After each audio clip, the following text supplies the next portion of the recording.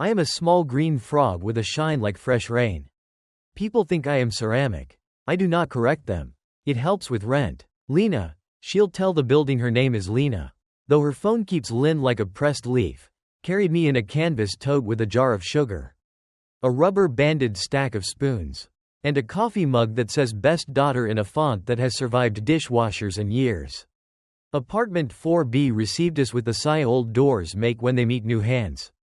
If you've never watched a person move in, understand this. A home is built from decisions the way a pond is built from rain. She put plates on the left, spices on the right, and me between sugar and a copper colander that throws moon dots on the wall around 4 o'clock. She opened the window 1 inch, city air can be polite if you give it rules, and stood still a moment. Letting the room learn her weight. Every building carries a smell. Briar quartz is lemon cleaner. Elevator grease. And a draft that's learned to sound like weather. The hallway carpet is a runner with all the stubborn loops pulled. The mailboxes are brushed aluminum with a no flyers sign thumbtacked above like a suggestion no one takes personally. There's a peephole in 4B's door with a cigarette burn on the brass and a little crescent scratch. As if someone once tried to draw a moon around the lens and lost their nerve. At 10:30 the superintendent arrived to collect signatures. Mr. Capel is built for night desks, soft shoes. Watchful quiet. Keys hung on a loop heavy as a promise. He set a canvas bag on the counter. The ledger lives there. I could smell pencil on paper, and nudged me onto a coaster like I might sweat on the laminate.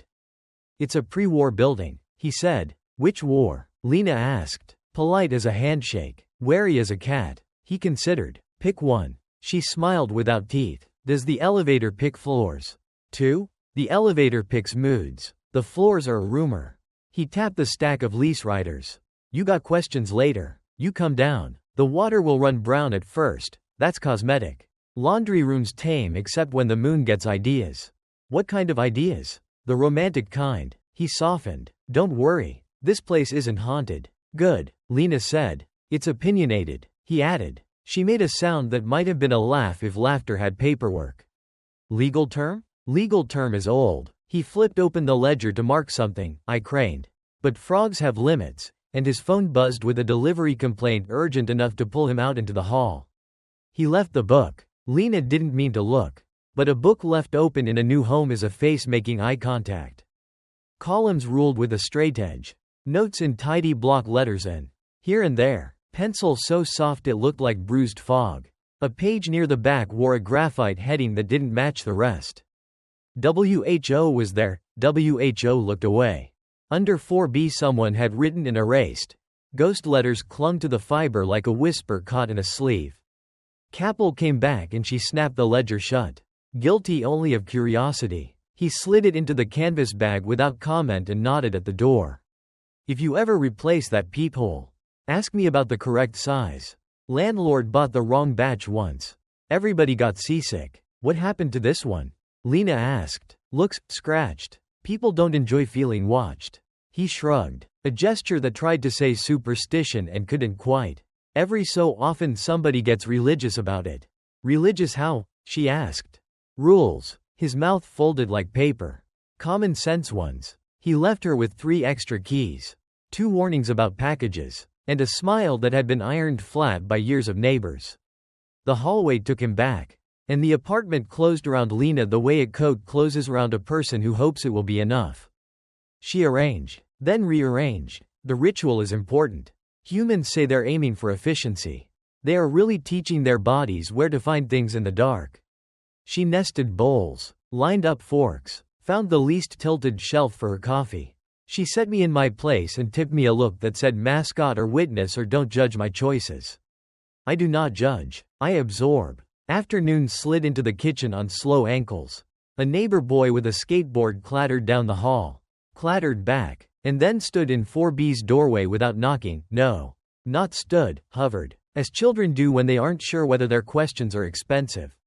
You're the new lady, he announced. And you're Nate. He pushed the board with one sneaker.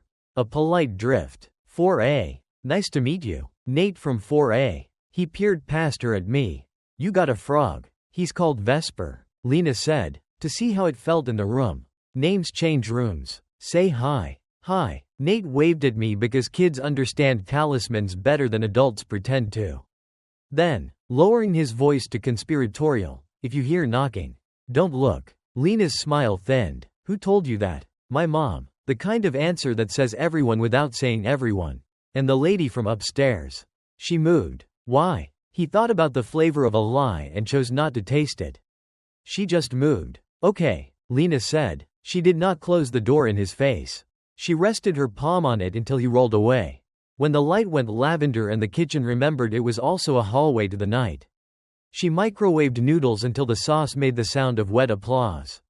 She ate standing up, scrolling on her phone, finger stopping on a video in which a detective said there was no sign of forced entry. She laughed one small laugh, not at the video. At the universe's love of foreshadowing. Dishes rinsed. Bowl turned upside down on a folded towel. Blanket pulled over legs on the sofa. The knit kind with polite holes. Not quite sleep. Not quite wakefulness. The in-between where a person notices the refrigerator's compressor deciding to be brave again. And the neighbor's water hammer arguing with old pipes. And the elevator a floor below exhaling like a tired animal. 12:02 a.m. is a minute that stretches its shoulders. It asks the room if anyone else is listening. At 12:03, the wood under my base went cool. 3 knocks, spaced like beads on a string. Cock, cock, cock. If you have never heard a stranger knock on a door you can touch with one hand. I envy you. Knuckles say things fists cannot. These sounded like a request dressed as an instruction. Lena woke the way some cats wake. Already in the middle of a sentence only her eyes could finish. She did not move. Humans think stillness hides them. It doesn't, it reveals whether the heart can keep time without supervision. She did not say, "Who is it?" She did not look through the peephole. She did not reach for the chain. The apartment listened to itself. The silicone seal around the window learned a new octave. The sugar granules settled inside their jar with a tiny cousin of rain hiss. I considered the door the way you consider a pond at night when you can't tell if the ripples are wind or breath. A phone buzzed. Unknown number. Voicemail. 007. Lena didn't touch it. You don't have to play every message to hear what it plans to be. The minute loosened its grip. Somewhere upstairs, a hanger slid along a closet bar. Somewhere below, a dog dreamed and kicked. Lena exhaled into the blanket and sat up too fast. The world tilting back at her like a plate someone had forgotten to set down. She crossed to the door in socks. Careful as a person measuring where the boards complain. She put her eye near the peephole, close enough to see her own reflection in the brass rim. Not close enough to look through. A small victory is still a victory. The peephole glinted. I do not like peepholes. They are pupils that owe no one an apology. Her thumb woke the phone. The voicemail opened politely, the way bad ideas do. A breath. The soft electric hum of a room that wasn't this one. A shoe scuff. Tile or cheap linoleum. Then, as if the word were being carried down a long hallway by someone who didn't want to be heard wanting to be heard. Lynn. Cut clean at the second syllable. The way tape stops when a thumb covers a recorder's hole. Lena stood with the door against her knuckles, looking at the wood grain as if it were a map. She said, very small, okay, people audition words at midnight. Some of them hold. Later, 10 minutes or 40. Time is not an honest witness after a knock. She taped a sticky note next to the eyelet. Do not disturb. As if the problem could read. As if courtesy were a weapon no one expects. The next morning carried coffee breath and the news. The elevator complained 1 floor at a time and still delivered her to the lobby, which smelled like wet mail and hope. Capel stood on a ladder replacing a bulb that had opinions about its employment. Question, Lena said, foot holding the door, phone unopened in her fist. He eyed the clock, then her expression. Go on. Is there a prank? At night. What time? He asked. Too quickly. She didn't answer. She didn't need to. Don't open after midnight, he said, as if reciting a recipe someone else had sworn by. Don't look through the peephole for longer than the person you wish it were deserves. And if I had to say something? Lena asked, the smallest edge under the words. Tell it where you are. Capel said softly. Not what you want. That's cryptic. It's old. He came down off the ladder. The bulb's steady in its decision to shine. It's not haunted here, he said again, like saying it twice could make it true. It's opinionated. Back upstairs. The hallway offered a corkboard with a yellowing Polaroid, Halloween. Years ago. Cardboard armor. A cereal box crown. Two blurry kids laughing so hard the camera couldn't keep up.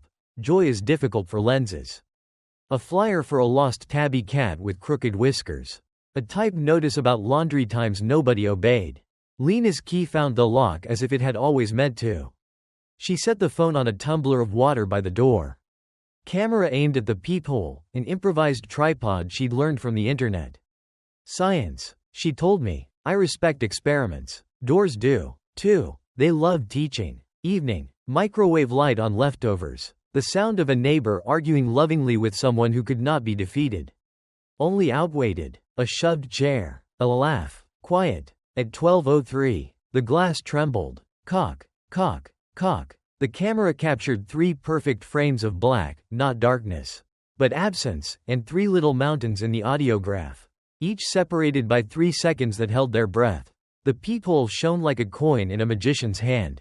Lena didn't say the question. She tried on the answer instead. Very low, as if practicing a name. I'm here. The hallway listened. The door made no promises. The phone buzzed 1 minute later with another 7 seconds it wouldn't play unless invited. She slept finally. Open-eyed at first, then not. On the counter, sugar settled. The colander made moons. And I, Vesper, patron saint of being present, kept watch with the particular patience of small things. The night has rules. She doesn't know them yet. But her hands have already learned the shape of the door. And the door has already learned the shape of her fear. That is how stories begin in America. With a threshold and the knowledge that you can be right to keep it closed and still be tempted to open it. I am here. I am watching. I remember every knock. The first mercy of a haunting is that it gives you the option not to press play. Lena didn't. Not at first. She let the 7-second message sit in her pocket all day the way a splinter sits in a thumb, present without permission. She went to work at the corner store on Garfield and 6th. A place that believes in impulse purchases and redemption through exact change. The bell above the door rang its little church each time someone wandered in to buy gum.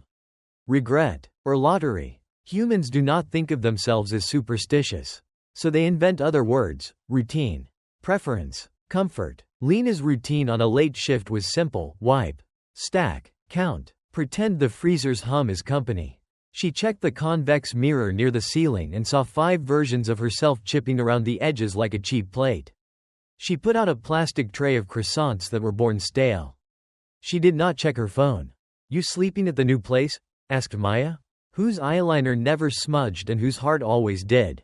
Define sleeping, Lena said. Maya leaned on the counter and made change like she was dealing cards in a movie.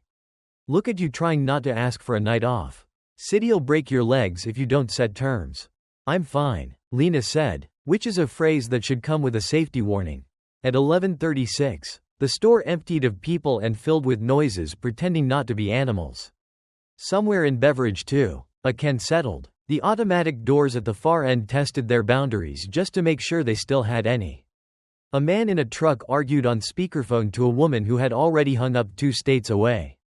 Lena wiped a coffee ring that wanted to be a tattoo. She stalked the gum. She checked the clock and saw it checking her back. She thought about the voicemail the way a tongue can't help finding the new chip in a tooth. The seconds did what seconds do when you're asking them not to. Close to midnight she locked up.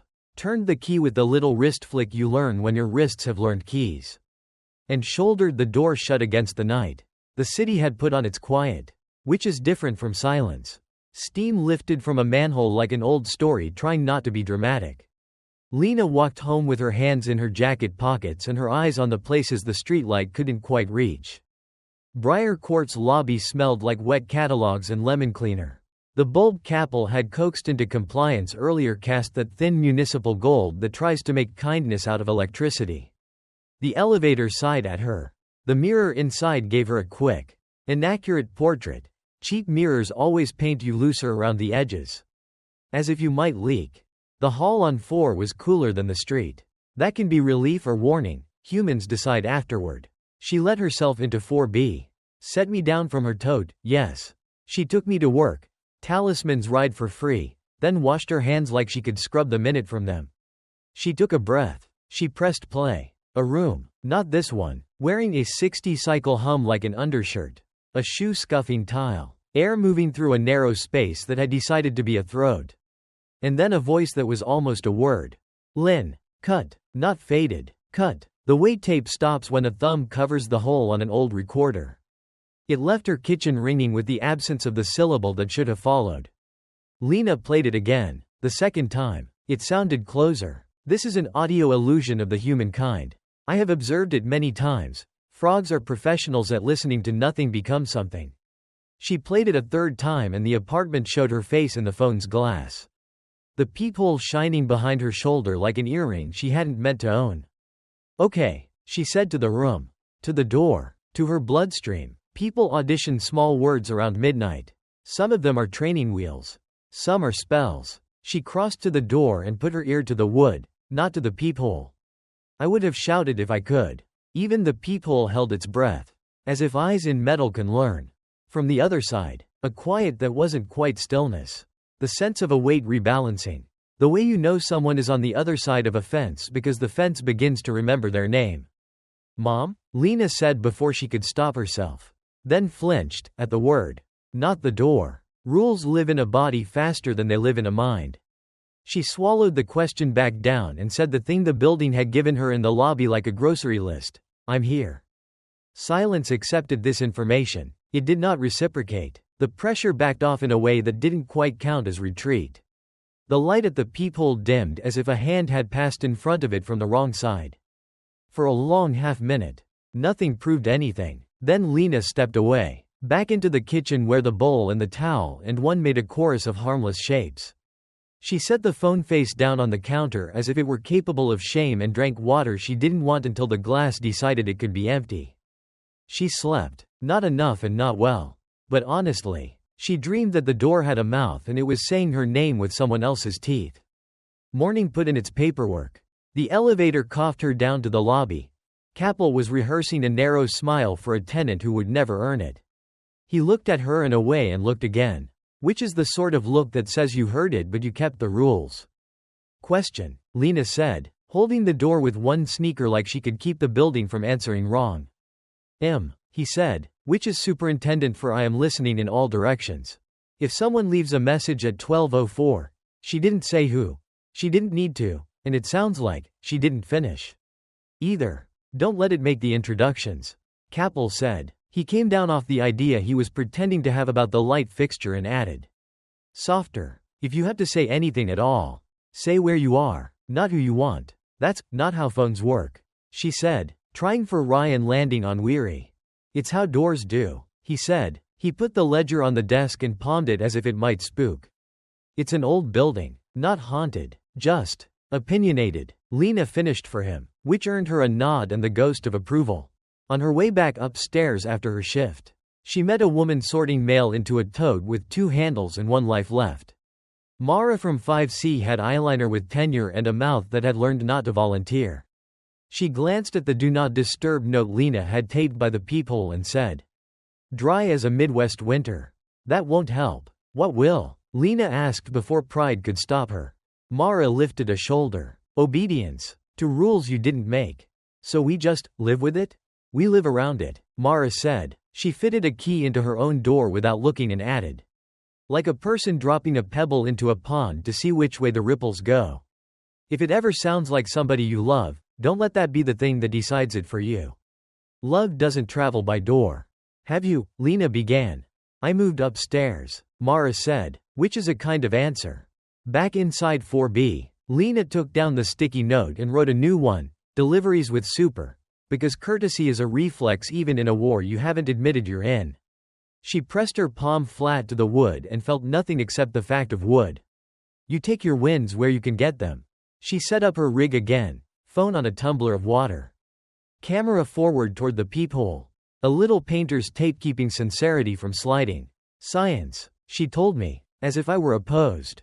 I respect experiments. Experiments respect doors. Doors love being teachers. Evening slid in and took off its shoes. 4A conducted an argument so loving it could only be long-term. Someone upstairs practiced laundry like a religion. The building's bones remembered storms from years no one could agree on.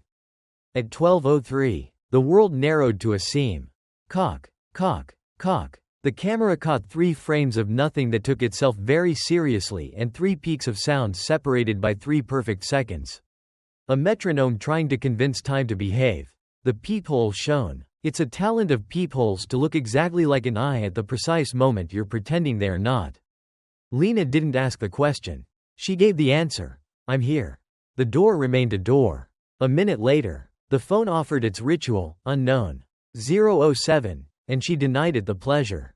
She went to bed and tried to sleep on her back like a person caught between surrender and parade rest. The third night does something particular to people. Habits either take or they break. You start thinking you've earned a deviation because you have behaved so well. You think you can glance 3 seconds and not 4. Ask half a question and not the whole. Borrow a voice from the past and return it by morning. Humans are bargaining animals. Doors are accountants. Day brought a different test. On her lunch break, Lena searched for peephole glows at night and old building knocks 3 times and found a forum where every stranger is an expert. Advice ranged from replacing the lens to salting the threshold to don't feed it, unclear on dietary specifics. She bookmarked none of it. She read all of it twice because twice is how you convince your brain you might be learning something. After the shift, she bought painter's tape, an extra deadbolt that would not match anything. And salt anyway because salt is cheaper than regret. In the lobby, Nate sat on the radiator with his skateboard like a horse he wasn't old enough to own. He had the bright look of a kid who took on adults' rules because adults kept dropping them. You still didn't look, he said, not asking. Did you? Lena asked, exactly as careful as the question deserved. He scuffed the board with his sneaker. No, my mom says if you look it knows your shape. What does that mean? He shrugged. A child's translation for we only have to survive it, not define it. Do you want my marble? He asked suddenly, rummaging in his pocket and producing a glass ball with a ribbon of blue frozen inside. You can, I dunno, roll it under? To see if there's feet. That's generous, Lena said, taking the marble and its small idea. If I break it, you get all my furniture. You don't have much furniture, Nate observed, and then, satisfied he'd helped, rode the length of the hall and back again. Back upstairs, Lena salted the threshold, not because she believed but because not believing is more work when you're tired. She set the marble on the rug by the door like a proposition. She checked the chain, which is a necklace buildings wear when they want to look serious. She breathed. She waited. 12:03. Cock, cock, cock. The marble trembled and did not roll. The air pressed in as if the hallway were a lung and 4BA held breath. The peephole brightened to that not light that feels like attention. Lena stood on the safe side of the wood and said the line that a person can live inside if they practice. I'm here. From the other side came a soft exhale. Not hers, not the building's, the kind of sound people make when they reach a door and remind themselves of their manners. Her phone, right on schedule, offered its 7 seconds. She did not accept the offer. She sat on the floor with her back to the door and let the weight of herself be an argument. After a while she laughed once. Without humor. This is ridiculous, she told me, which is how humans label anything that terrifies them but refuses to put on a costume. The peephole dimmed. The pressure lifted. The marble remembered it was only glass. The salt remembered it was only for eggs. I am a small green frog with a shine like fresh rain. I have been placed near more doors than most doormen. And I have watched courage that never gets a parade. Here is what I have learned. The sentence I'm here is a bridge you can build while the river is rising. You don't have to cross it yet. You only have to decide which bank you stand on. The third night was coming. The rules were learning her. And something in the hall, patient, persuasive, opinionated, was learning, too. Books keep 2 kinds of truths. The ink you can see and the smudge it leaves when someone tries to rub it out. Buildings keep the same 2 truths. Only louder. Late morning. Lena slid me into her tote, mascot, witness, anti-theft device for courage, and went downstairs to the superintendent's office to ask about a dripping trap under the sink and the sort of key that likes to argue with its lock. The office had its own weather, fluorescent buzz. Coffee that remembered when it used to be. A lost and found basket of umbrellas that had quit their owners. A plastic plant held the far corner in a long siege against morale. On the desk, under a paperweight shaped like a taxi, lay the ledger. You would not notice the book if you weren't hunting for things that notice back. Canvas cover, corners blunted, ruled by hand with a patience that looks like loneliness from far away. When Mr. Capel stepped into the hall to talk a delivery driver out of pretending an attempted delivery had been attempted. He left the book where his hand had been. People don't mean to snoop. Curiosity happens at the same speed as gravity. Lena's fingers found the top edge and pulled the cover open as if checking a sleeping child's breath. Most pages were rent and repairs. Owed, balanced. Neat as taxes. With notes like Sync 2A. Chain off and mail lock 3D. Work order. In the back, though, was a section ruled in pencil. The color of a fading bruise. WHO was there. WHO looked away. The heading had been pressed so hard the letters dented the page beneath. Under 4B, the graphite had been written, erased, and written again, as if the hand couldn't agree with the memory. Entries were not dates so much as patterns. 1203 turned up like a watermark. Some lines had checkmarks in the right column. Some had a short dash where a checkmark would want to be. Next to 5C, months ago, someone had sketched a tiny eye and then tried to scratch it away. Lena used her phone the way humans do when they aren't sure whether to trust themselves. She snapped a photo low. No flash. The camera a confessor with better recall. The screen showed the pencil fainter than the eye did. But it also showed something her eye had missed. Indentations from the previous page. The ghost of a note written on the paper above and pressed through. Don't ask. Say, I'm here. She flipped a page back. Neater hand. Same pencil. The margin carried 3 short lines stacked like a tiny staircase. Someone had labeled them knocks in a parenthesis so light it wanted not to be there at all. Capel came back, cleared his throat without theatrics, and set his palm on the book as if it had almost done someone a favor. Find what you needed, he said. Which is superintendent for I know what you saw but we'll both pretend it wasn't so bad if we call it paperwork. The sink, Lena said, which was not a lie. Also, what is this section? Attendance, he said dryly. For what? For restraint. He slid the ledger toward himself. Closed it without looking down. Hallways teach people different subjects. Some are faster learners. Who looked away? She read from the shut cover. Hearing the indentations more than the words. So, looking away is good. It's survivable, he said. You don't have to believe me. The building will try to demonstrate. He wrote work order, P-trap 4B on a sticky note and stuck it to the counter with 2 fingers as if that increased its authority. I'll send a man. What happens if, she stopped. Curiosity and gravity. Again, if you ask, he supplied. He rotated the paperweight a quarter turn. It answers. That sounds reasonable. It answers with proof you'd like it to be. He said gently. Reasonable doesn't live here after midnight. Lena glanced at the intercom speaker on the wall, old beige. Grease polished by decades of notices. What about the sounds? Pipe knocks, he said, and the corner of his mouth told the truth. 3 is a funny number for pipes. Behind them, the PA cracked, not words. Just a dry tch tch tch. The way old speakers clear their throat on stories they'd rather not tell. Capel flicked the toggle off with a practiced thumb. They shared the look you share with someone when you both agree not to name the animal that just went through the yard. A woman from 5C, Mara, appeared in the doorway to trade a broken mailbox key for one that might not break yet. She paused when she saw Lena and the ledger the way a person pauses when they walk into a room and recognize a smell from somewhere they don't visit anymore. Rent due on the 1st. Capel told the room, which was his version of a blessing. Mara signed the pink slip, kept her eyes on the paper, and left like smoke. Who fills that section out? Lena asked, chin toward the ledger. Tenants, Capel said, if they feel like it. Some people like evidence that they behaved. Some like a ritual. He considered her a beat longer than comfort and added, you can add a line if it helps. What if I don't look away? She said it quiet, as if low volume could make the scenario smaller. He tapped the paperweight again. Then you won't need to write in the right-hand column. She let that sit where it landed. My sink, she reminded the universe. Your sink, he agreed. This afternoon. On the way out, Lena took a pen from the cup by the door, borrowed.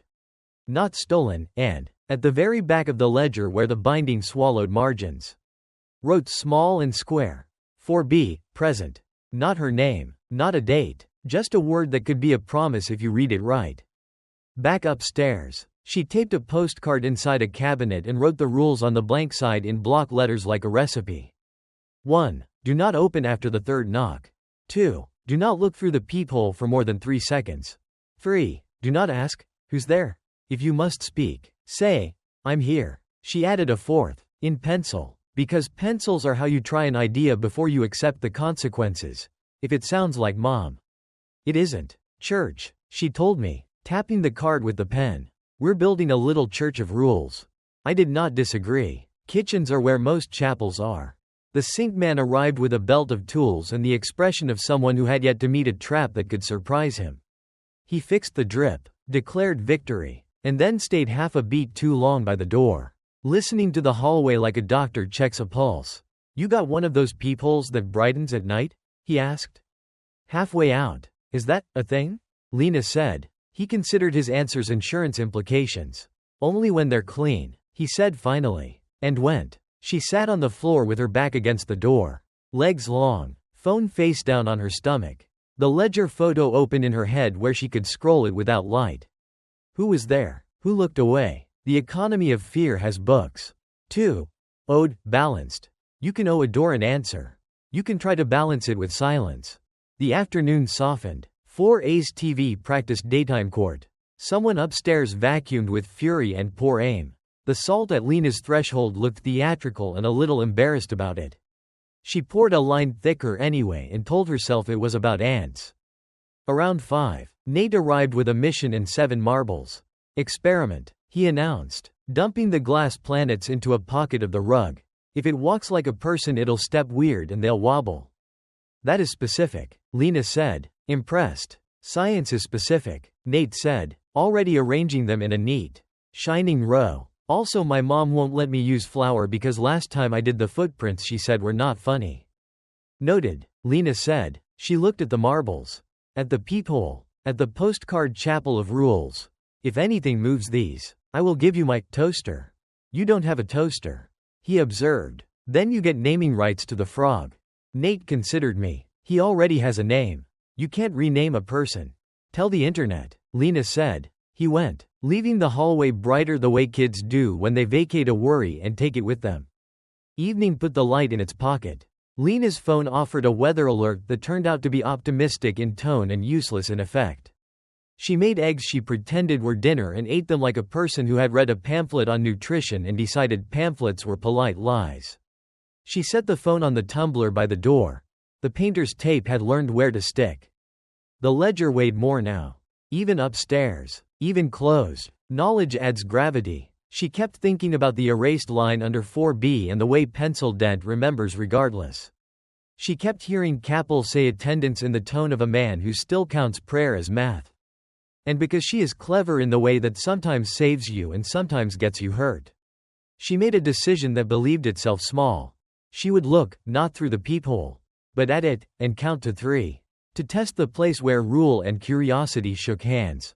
She would keep the words "I'm here" in her mouth like a coin ready for toll. If you want to know how stories choose their moment, it's never when you are brave. It's when your bravery has sorted itself into instructions. 12:03. The marbles did not roll. The salt thought about being dramatic and declined. Cock, cock, cock. Lena stood as if she had been standing all along. She put her face near the peephole and watched the brass ring. Not the dark. She counted out loud, very soft. The way you count a child's breaths. 1, 2, 3. On 2, the peephole brightened, not with light but with attention. On 3, the glass inside it showed her own eye where no reflection should be. As if the door had learned a mirror. She didn't flinch. She didn't lean in. She said the line like a person signing her own attendance.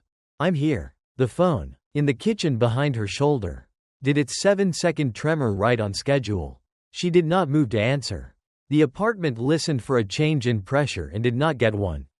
The marbles admired themselves. The salt thought about ants again. The knock did not come a 4th time. There is a mercy in that.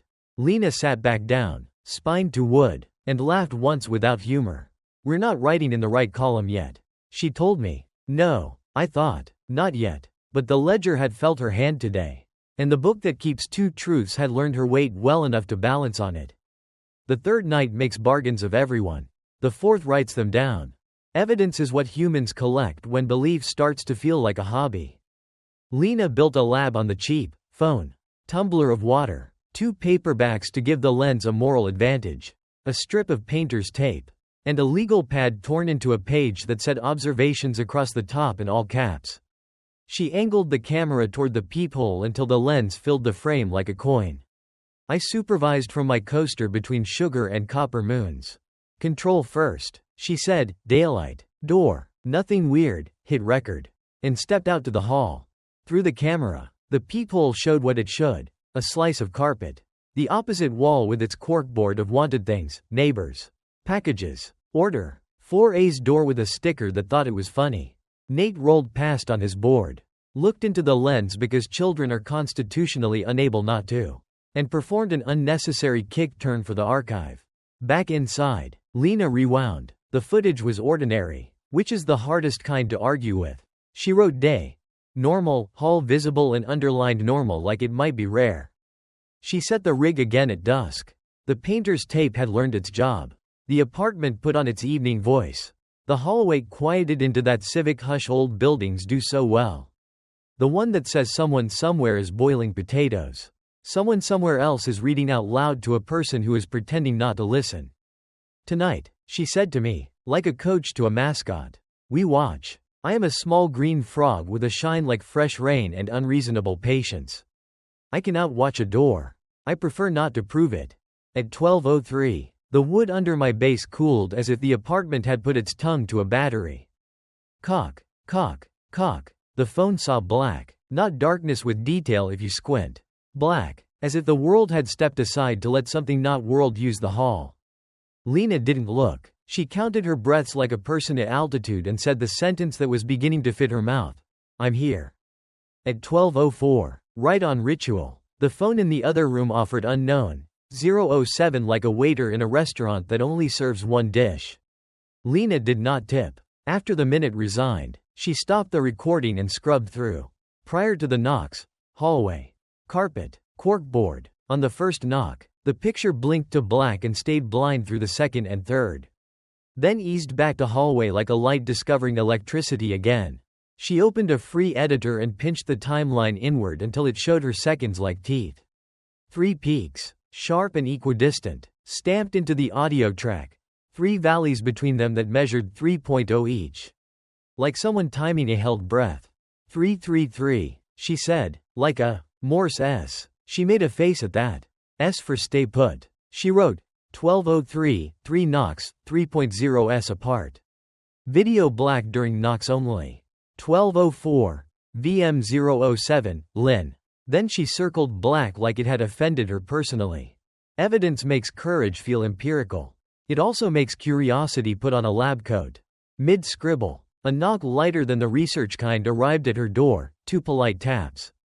No ceremony. Lena flinched, scientists also flinch. Then frowned at herself and checked through the chain without the peephole. Mara from 5C held an empty salt shaker like a white flag. Eyeliner steady, mouth practicing detachment. You got any? Mine decided to be decorative only. Lena handed over her salt because war is easier if you share rations. You ever try filming it? She asked. A question rolling around like a marble to see if there are feet on the other side. Mara weighed the shaker in her palm. The hall goes out, she said. Not the light. The hall. Like someone puts a jacket over your eyes. That's not how jackets work. Lena said. Neither is this how nights do. Mara answered, a little too quickly, and then softened like a person stepping around a bruise. Don't say the question. Say where you are. I know, Lena said. I wrote it down. Mara nodded at the legal pad and the phone on its glass and the tiny chapel of rules taped inside the cabinet.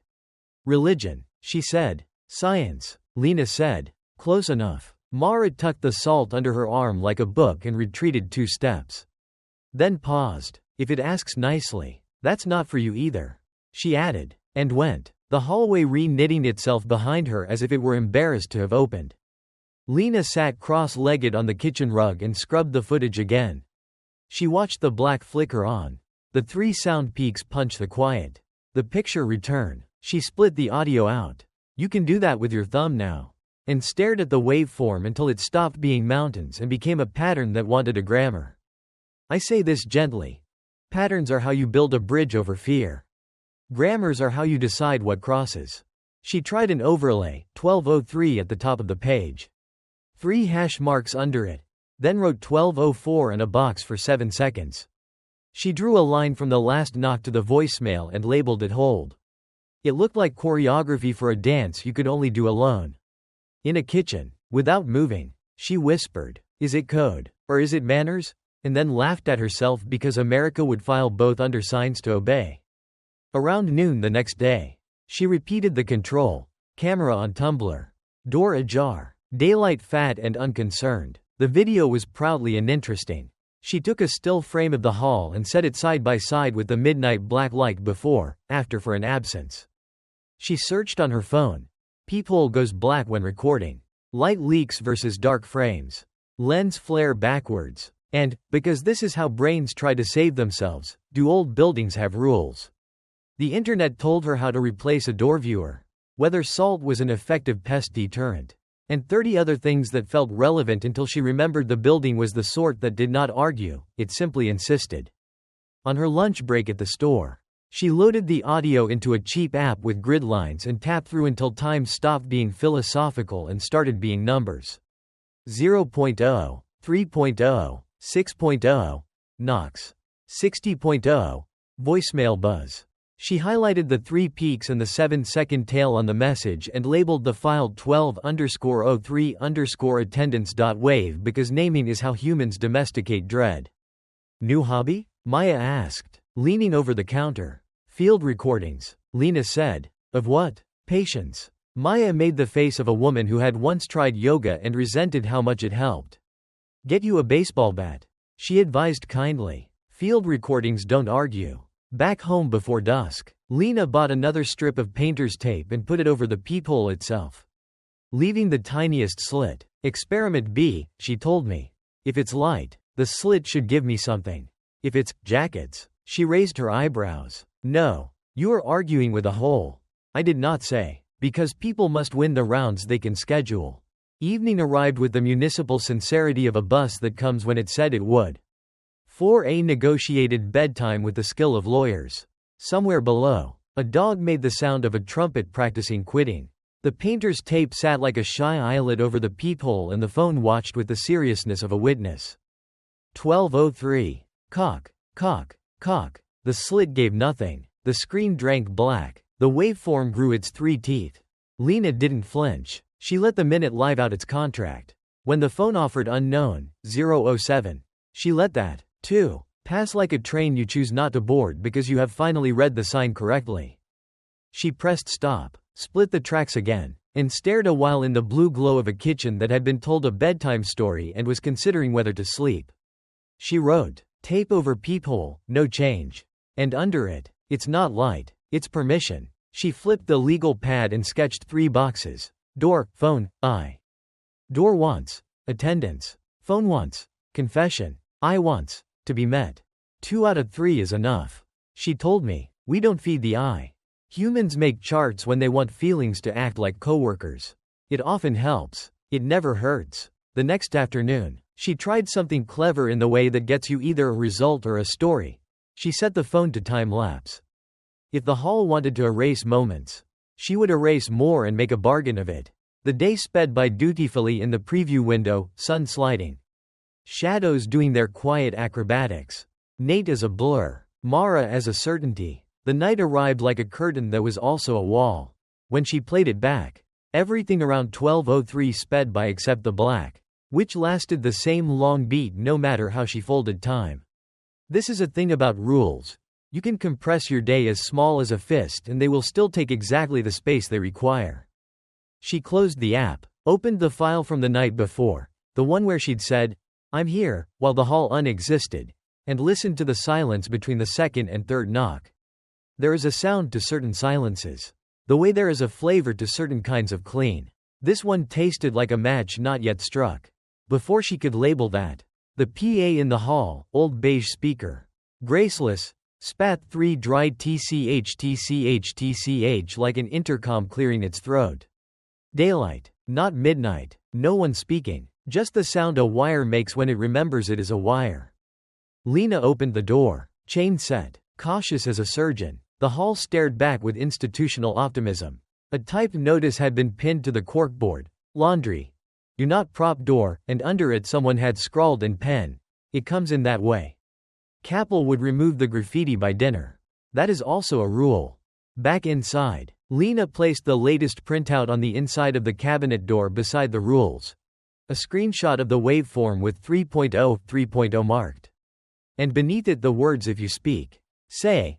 I'm here" in a hand that had stopped shaking enough to be legible. I admire humans when they build little churches like this, kitchen shrines of tape and ink and proof.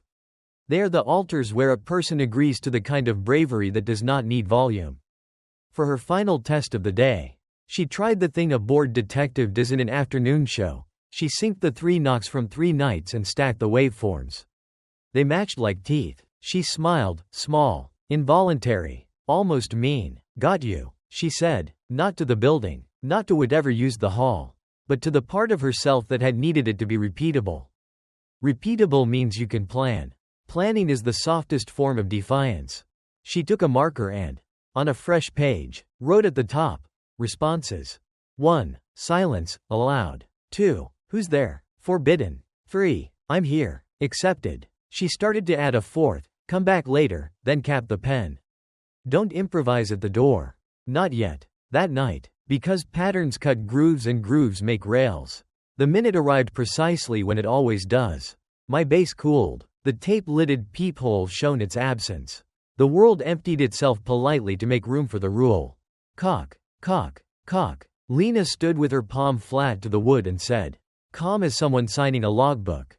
I'm here. The voicemail offered it 7 seconds. The apartment exhaled. The salt decided to be for eggs again. The marbles, too, had remained after Nate reclaimed the rest, admired their own work. On her legal pad she wrote one more line. Smaller than the others. The way people write prayers they're not sure will be accepted. If it's a test, pass quietly. If it's a message, answer exactly. Then she drew a little box beside WHO, looked away and left it empty on purpose. You don't have to fill every column the first week. I am Vesper. I am only a frog. An excellent listener. A witness who never asks to testify. I watched her choose evidence over explanation. Rules over hunger. And a sentence, I'm here, over a question. This is not dramatic. It is skill. It is how doors are taught to respect a person. Tomorrow we'll try her in a new language. But tonight, the camera blinked. The peephole learned nothing it could use. And the building, which is not haunted, only opinionated, made a note in whatever ledger walls keep in their plaster. 4b. Present. Predators are excellent mimics. In ponds, a ripple will wear the shape of a breeze to calm the minnows. In apartments, a voice will learn the weight of a word to move the lock. Day didn't mind any of this. Day taught receipts to add up and pipes to behave. Lena went to the store, sold kindness in the form of cigarettes and tape, and stared down a display of energy drinks until they surrendered their arrogance. She ate a sandwich that had more packaging than bread. She did not play the 7-second voicemail. She carried it around like a folded letter she wasn't ready to unfold. Back home, she sharpened the chapel of rules taped inside her cabinet, straightened the corners. Darkened the I'm here with a bolder pen. Added, under the penciled if it sounds like mom.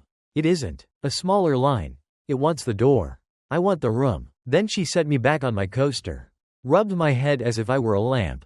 And said, we keep the room. The hallway auditioned quiet as evening spread its careful light.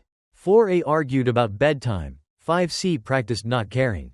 The sugar jar hummed a little crystallized song when she moved it. The marbles Nate had left, a green, a smoky amber, sat side by side at the seam of the threshold. Round witnesses waiting for gravity to tell the truth. The peephole wore its strip of painter's tape like an eyelid that had decided to rest. 12:03. Cock. Cock. Cock. The black arrived for the camera the way a coat arrives for a party that did not invite it, confidently, as if chosen. The room thinned to a seam. Lena stood with her palm flat to the wood and took the breath you take before giving your name to a room that may not deserve it. I'm here, she said. The words went in. The door did not answer. Something on the far side exhaled. A soft fog the peephole wore from the wrong direction. The painter's tape darkened in a circle no bigger than a thumbprint. as if a chill could leave fingerprints. Lynn? The voice arrived as if the hall had finally agreed to carry it. Not from the phone, which sulked on the counter, but from the wood, warm, a little tired like weekday evening. American vowels wrapped around Vietnamese syllables the way a hand wraps a keepsake.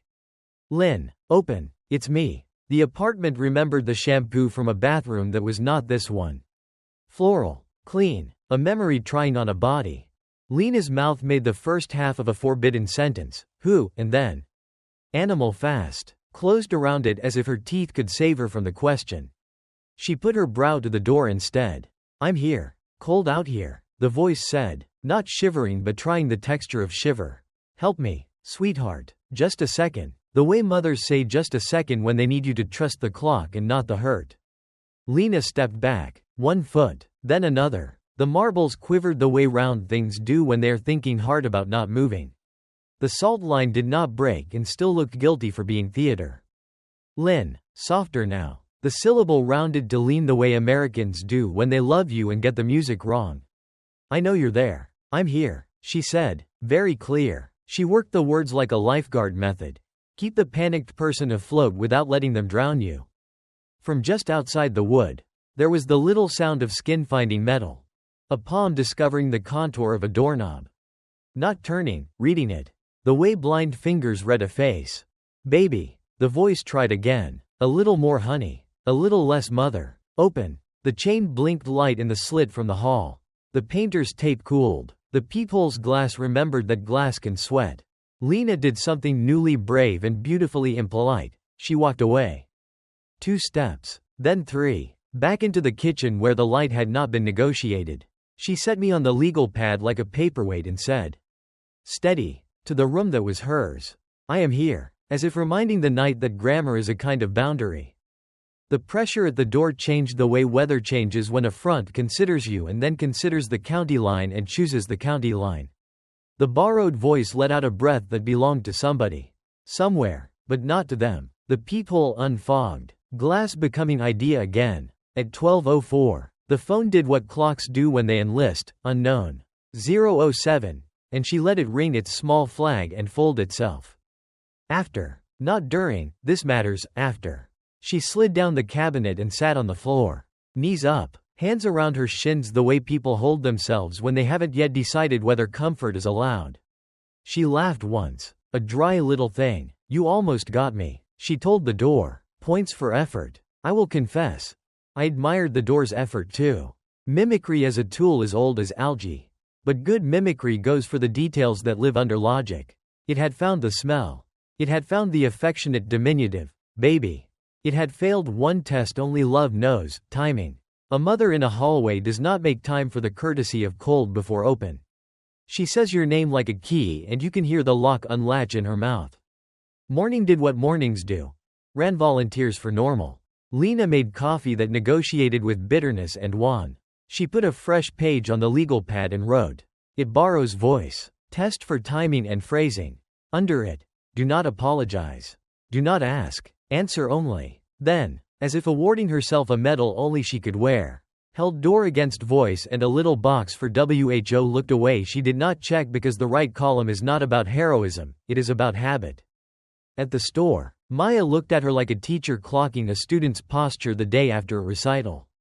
You look like somebody said your name from the wrong direction, she said. That is creepily specific, Lena said. Maya snapped a latex glove and went back to sorting scratch-offs.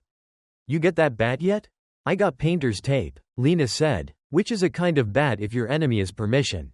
Around lunch, the building offered a small rehearsal. The PA, beige, loyal, petty, clicked alive and coughed 3 dry tch into the empty hall. No announcement followed, which is an announcement. On the corkboard, a fresh, laundry. Do not prop door, notice had replaced the one with the graffiti. It comes in that way was gone. The indentation whispered it had been there. Capel's ledger keeps pencil, walls keep pressure. Back upstairs, Lena brought the chapel of rules down to the floor and rehearsed her lines. I'm here, she said, soft, then firmer, then like a person who knows their address. She pulled up her voicemail app and scrolled past the 7-second unplayed to a much older. Archived message from 2 birthdays ago. A banal proof of life she'd kept because you keep these. Her mother. Bright like a window. Con oi. Mi moi tri que. Ve som kong? The voice in the hall last night had not had that music, it had tried for memory instead. And the two are not exchangeable. She saved the old message to a folder called Keep because rituals matter. At 5C, Mara passed carrying laundry with a vengeance. She paused, listened to the hum that collects at 4B like dust collects under beds. And said, almost too low to count as speech, "It'll try again." It used her voice, Lena said, admitting it out loud so the room could stop pretending it didn't know.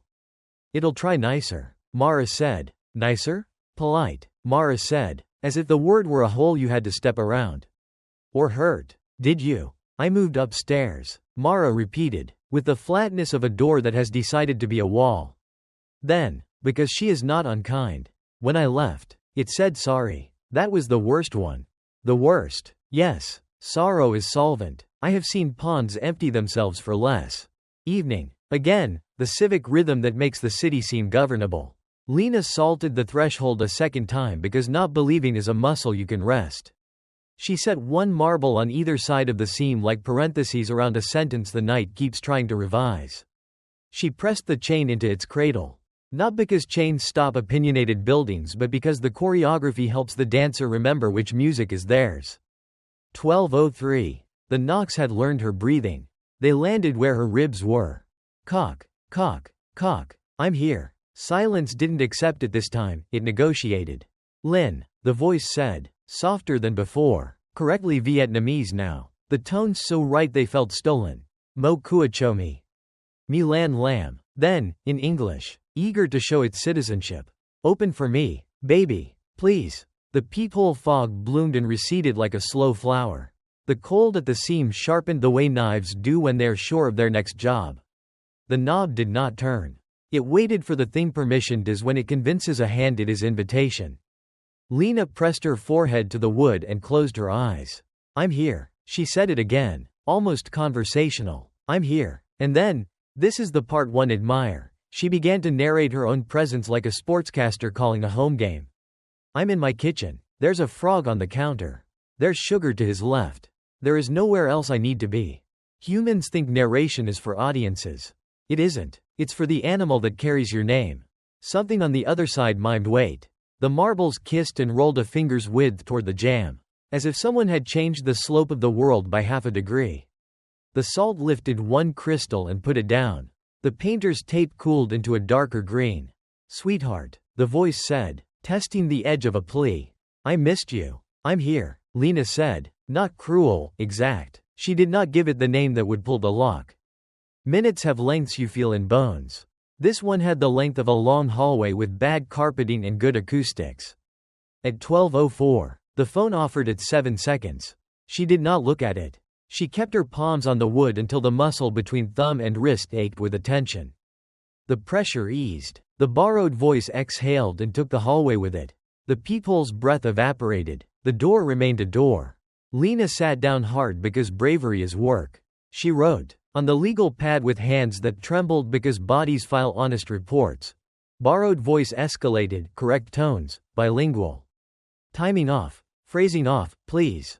Countered with presence narration. Held. She added a box to check later and left it unchecked. Crisis of apology. Because the worst version is not please. The worst version is I'm sorry.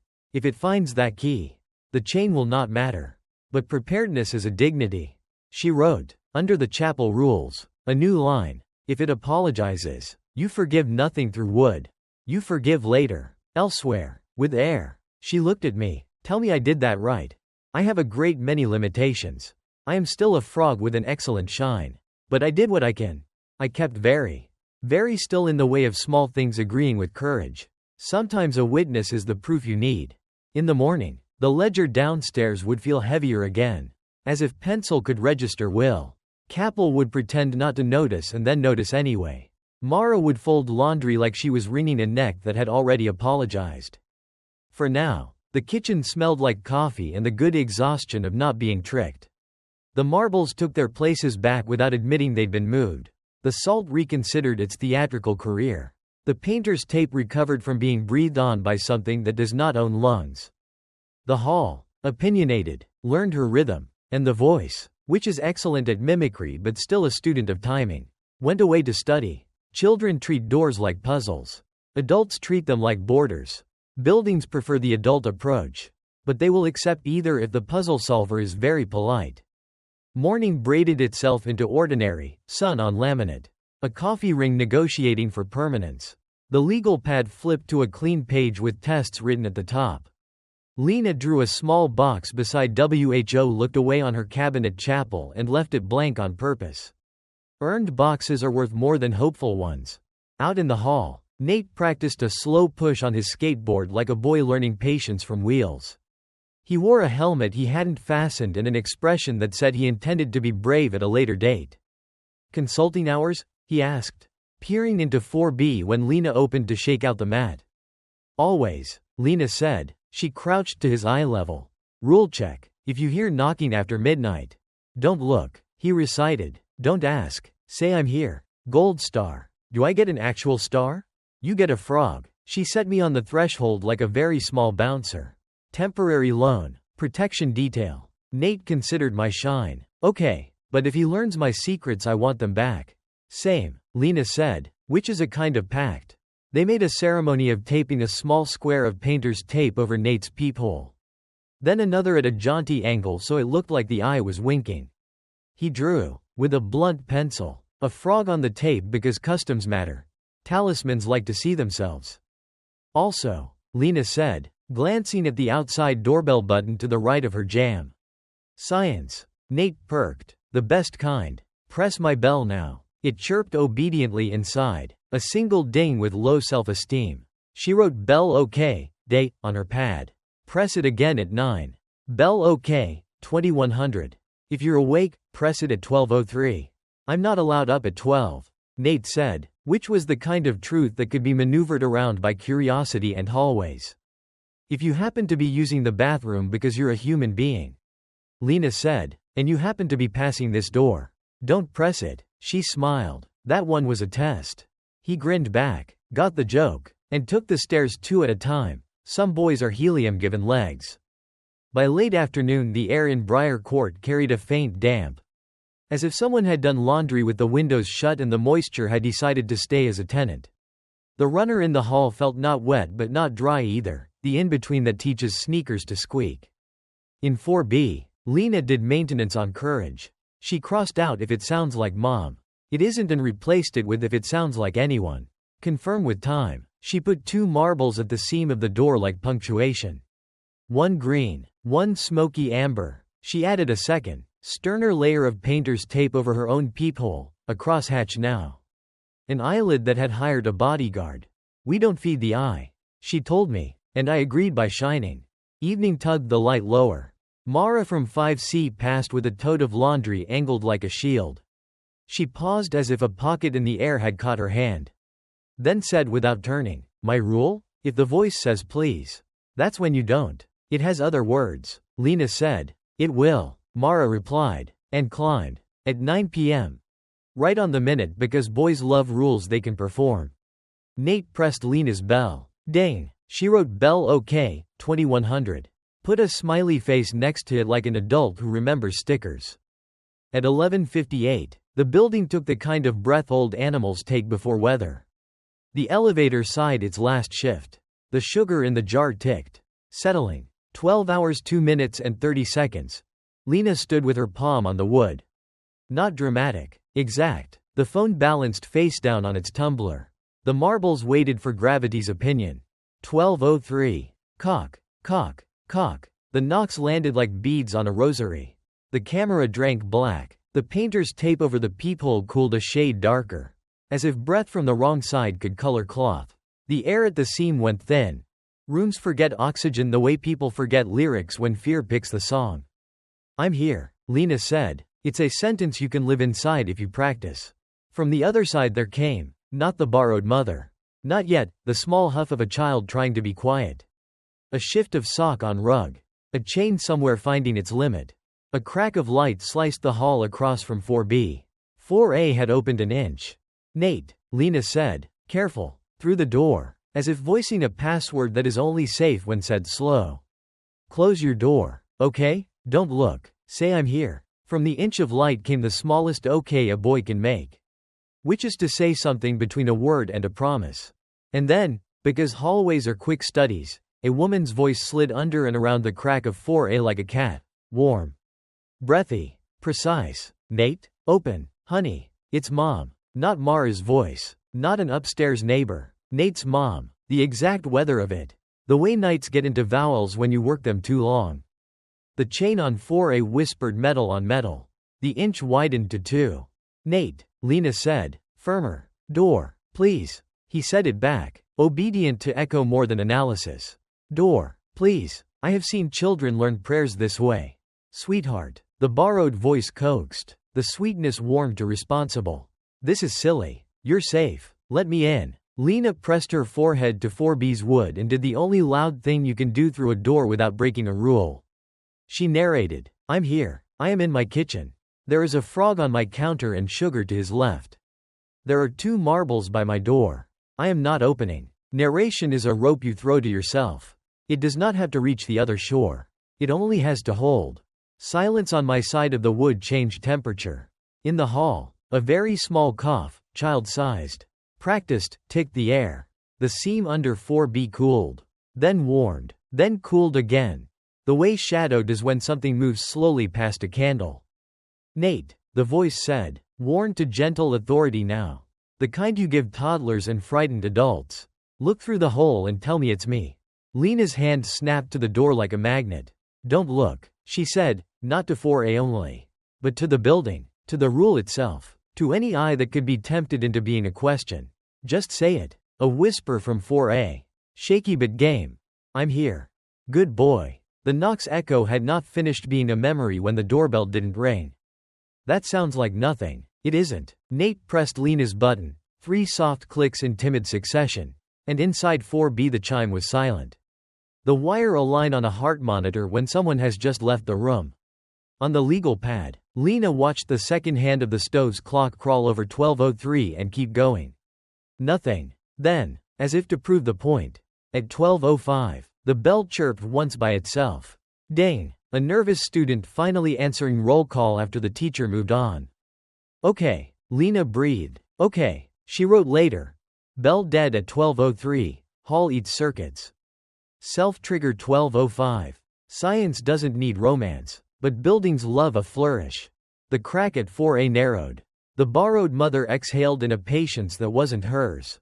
Nate, it said, almost laughing now, you are being ridiculous. I'm here, he said, louder, which is the sound of a child finding out his voice is not only for asking.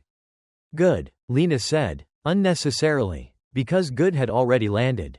The peephole's tape paled back to its ordinary green. The seam of air forgot it had been an edge. The black on the camera receded like a coat choosing another party. 12:04 came and did its trick, unknown. 0:07. The phone buzzing on the counter like a trapped insect. Lena didn't even look this time.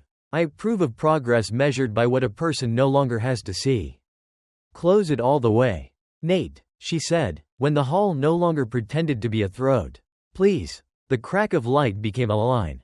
Then a dot. Then a remembered geometry. A chain set. A latch caught. 2 hands patted a door from the safe side and, for a moment, a boy's forehead thumped wood the way a heart says present. Lena slid down to sit on the rug. Back against her door. The legal pad beside her knee like minutes that had agreed to survive. She wrote. 4A opened a crack. Approximately equals 1 to 2.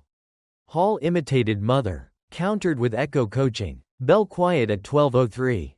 Under that, narration helps. Place. Objects. Address. She drew a small frog and a sugar jar because some labs award stickers after all. She didn't open to check the hall right away. Rules don't say she can't. Wisdom says later has a better view. When she finally did, 12:12. For the clockkeepers, the runner in the corridor wore a march of little wet footprints. Not puddle. Not spill, prints. Smaller than Lena's hand. Heel to toe. Heel to toe. Passing 4A's threshold and parading toward 4B until they lost interest exactly at her jam and turned nowhere, not back. Not away, just thinned into carpet darkness like rain, deciding it had been a trick of the light. She knelt, one palm hovering above a print.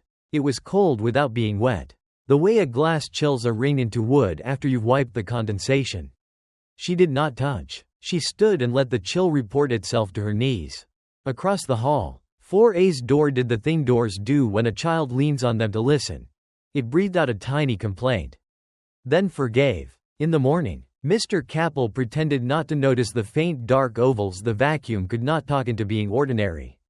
He adjusted a sign about packages with a thumb that had seen stranger marks and said to Lena, without emphasis, "Attendance taken? 2 students." Lena said. He scratched 4B into the ledger's left column. Then, after a long look at 4A's number on the mail slot, wrote nothing and let his pencil hover like a hummingbird that didn't trust the flower. "You can," he said at last. "Bring him down to add a line. If he wants." What would he write? What he said. Capel answered. His mouth softened at one corner. "It counts." Upstairs, Nate appeared with a solemnity only 10-year-olds and small judges possess. Lena showed him the ledger's page. He printed 4A. "I'm here" in letters that tried to be bigger than his hand. In the right-hand column, the one that has been erasing people for months, he drew a box and filled it halfway. Then looked at Capel for permission. Capel nodded, like a man at church who hears the hymn in a key he can sing. Back at 4B, Lena added to her cabinet rules in smaller writing. A footnote on the recipe card. Child protocol. Don't coach questions, coach answers. If the bell dies, the hall is in session. Close cracks. Narrate presence. No apologies through wood. She pressed the card flat with her palm. Then pressed her palm flat to the door. As if blessing and blessed had the same temperature.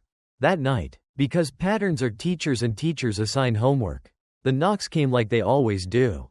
My base cooled. The painter's tape did its shy eyelid act. The phone prepared its 7 seconds and did not get invited. From 4A, no crack of light. A whisper. Rehearsed and proud. "I'm here." Lena smiled into the wood and gave it back. The echo a handshake. "I'm here." The hall considered 2 people on opposite sides of 2 doors and decided, for now, not to be a throat. The borrowed voice collected its manners and went to study new ones. The runner dried. The bell remembered how to speak at normal hours. The ledger downstairs grew the weight of pencil by the size of a child's name. "I am Vesper. I have watched storms decide whether to rain indoors, decide whether to learn their jobs. Tonight I watched a boy choose a sentence and a woman choose the same one. This is not flashy. It is not cinematic. It is how you teach opinionated buildings what present means." The 7th minute after the hour passed as if it belonged to no one. The frog on the counter shone like fresh rain. The sugar hummed. The rules held. Elevators are opinionated boxes. Stairs will take you where you tell them. Elevators prefer negotiations. Late afternoon, with laundry in a soft-voiced bag and courage folded into the side pocket with quarters. Lena slid me into her tote, witness, mascot, portable altar, and pressed the button for L. The panel had the vague optimism of old plastic. 2, 3, 4 lit and went out. The car learning its chores in order. Somewhere between 3 and 2 it sighed the way old men do when weather explains itself in the knee. At 1, the light blinked. Then, without her fingers' consent, B glowed a municipal orange.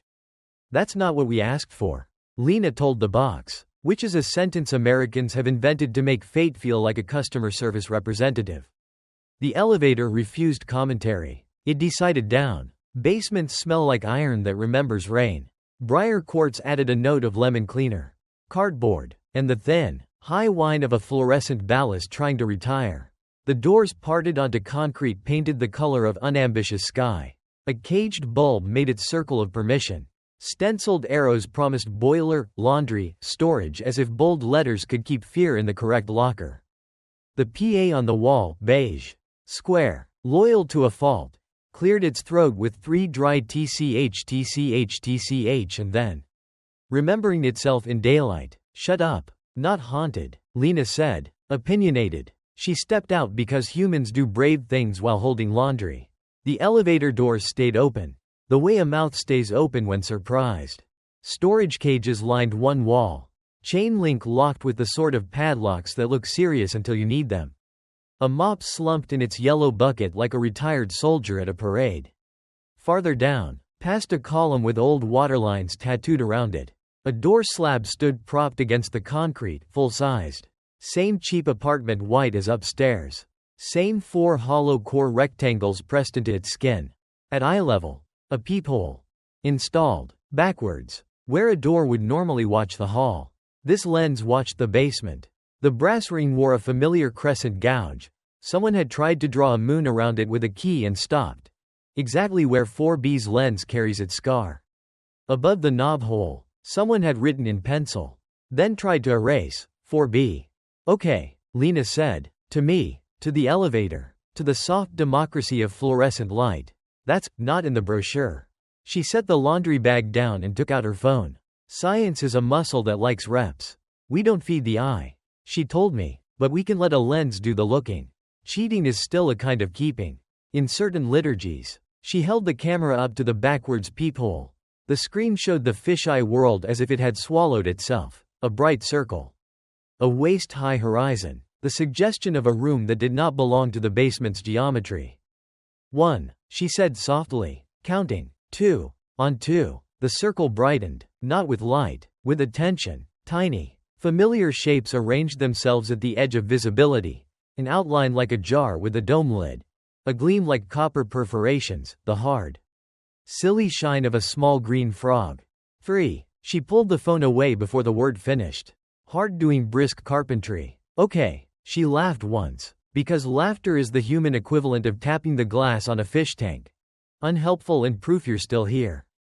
The elevator, which had been waiting like an old dog pretending it doesn't mind, twitched its doors as if to remind them all that it preferred up. The P8 ticked once. Then thought better of it. Somewhere behind the boiler, water made the polite sound of remembering gravity. Documentation, Lena declared, braver now that she'd obeyed her own 3-count, and filmed a wide shot, door slab. Backwards lens, pencil ghost 4B, caged bulb, chain link storage, elevator mouth. She took a still. She did not put her eye to the glass. Rules written in kitchens apply in basements unless you want to learn their amendments the hard way. On the way back to the car, the elevator hesitated like an actor who has forgotten which line is next and chose open. The doors slid shut with the reluctant courtesy of 2 people ending a bad date. Upstairs, in the silvered light of her kitchen, Lena set me on my coaster and laid the phone flat as if it might spill. She scrubbed through the video with the precise impatience of someone rewatching an apology that didn't take. The wide shot, fine. The close-up through the reversed peephole, black. Not dark, absent. The circle where the other world had insisted on being was a coin of nothing. She checked the timecode. 011 right pointing arrow 013 jump without permission. The way tape skips when a thumb covers the hole and a person says later. Don't do that, she told the phone, as if it could be shamed into continuity. Back to the gallery. In between 2 clips, IMG_8743 and IMG_8744. Sat a third thumbnail with no date at all. No time. Title. Duration. 003. She touched it. The first frame was a fisheye view of her own counter from the wrong side of a door. Copper moons on the wall. Sugar jar like a small, white monument. A frog with fresh rain shine. The second frame blinked to the inside of the hallway outside 4B. Empty and insistently midnight, though her kitchen light was on. The third frame was a plain gray, the color of primer. Like someone had taken a roller to the lens and decided boundaries were a paint you could apply. Audio. A low-room hum at 60 Hz. The half-sung note of American electricity. Then 2 tiny objects clicking ceramic. The exact rhythm of a spoon tapping a counter twice the way Lena does when she is trying not to talk. Then nothing. Then the file ended like a door closing politely. Metadata said nothing at all. Created. Modified. Where? Who? Got you. She whispered anyway. Like a person catching a ghost and finding it is only air with good manners. She airdropped the clip to her laptop because redundancy is the secular form of faith. Then printed a still of the first frame. The frog scene from A Place a Frog Does Not Live, and taped it inside the cabinet chapel. Below the list of rules. Under it she wrote in a pen that didn't know how to tremble. The door is portable. The eye is a habit, not a location. She went downstairs to the office with a shirt she pretended needed quarters and the video in her pocket. Mr. Capel was drafting a notice about recycling in the careful, discouraging font of landlords. He looked up, saw the kind of posture that has something to show you folded into it, and put his pen down like a truce. In the basement, Lena said, "There's a door. We keep spares," he said, too quickly, then softened. Panels. Really? Sometimes tenants help them to an early retirement. This one has a peephole installed. She didn't say backwards, she watched his eyebrows earn it. He didn't flinch. Men who've worked night desks are very proud of not flinching at nouns. "We had a batch come in wrong," he said, traveling an old story with a map you use to avoid the scenic route. "Upside down. Inside out. Some piece isn't the right piece, seasick made. Someone wrote 4B on it," Lena said. "Someone erased 4B on it." He palmed the ledger as if the contact steadied it. "Basements for daytime," he said. "I don't recommend." I didn't look. She cut in. "I counted to 3. With the camera. That's still looking," he said, without judgment. "But it's also surviving." "Good." She put the phone on the counter and played the blank clip and then the file.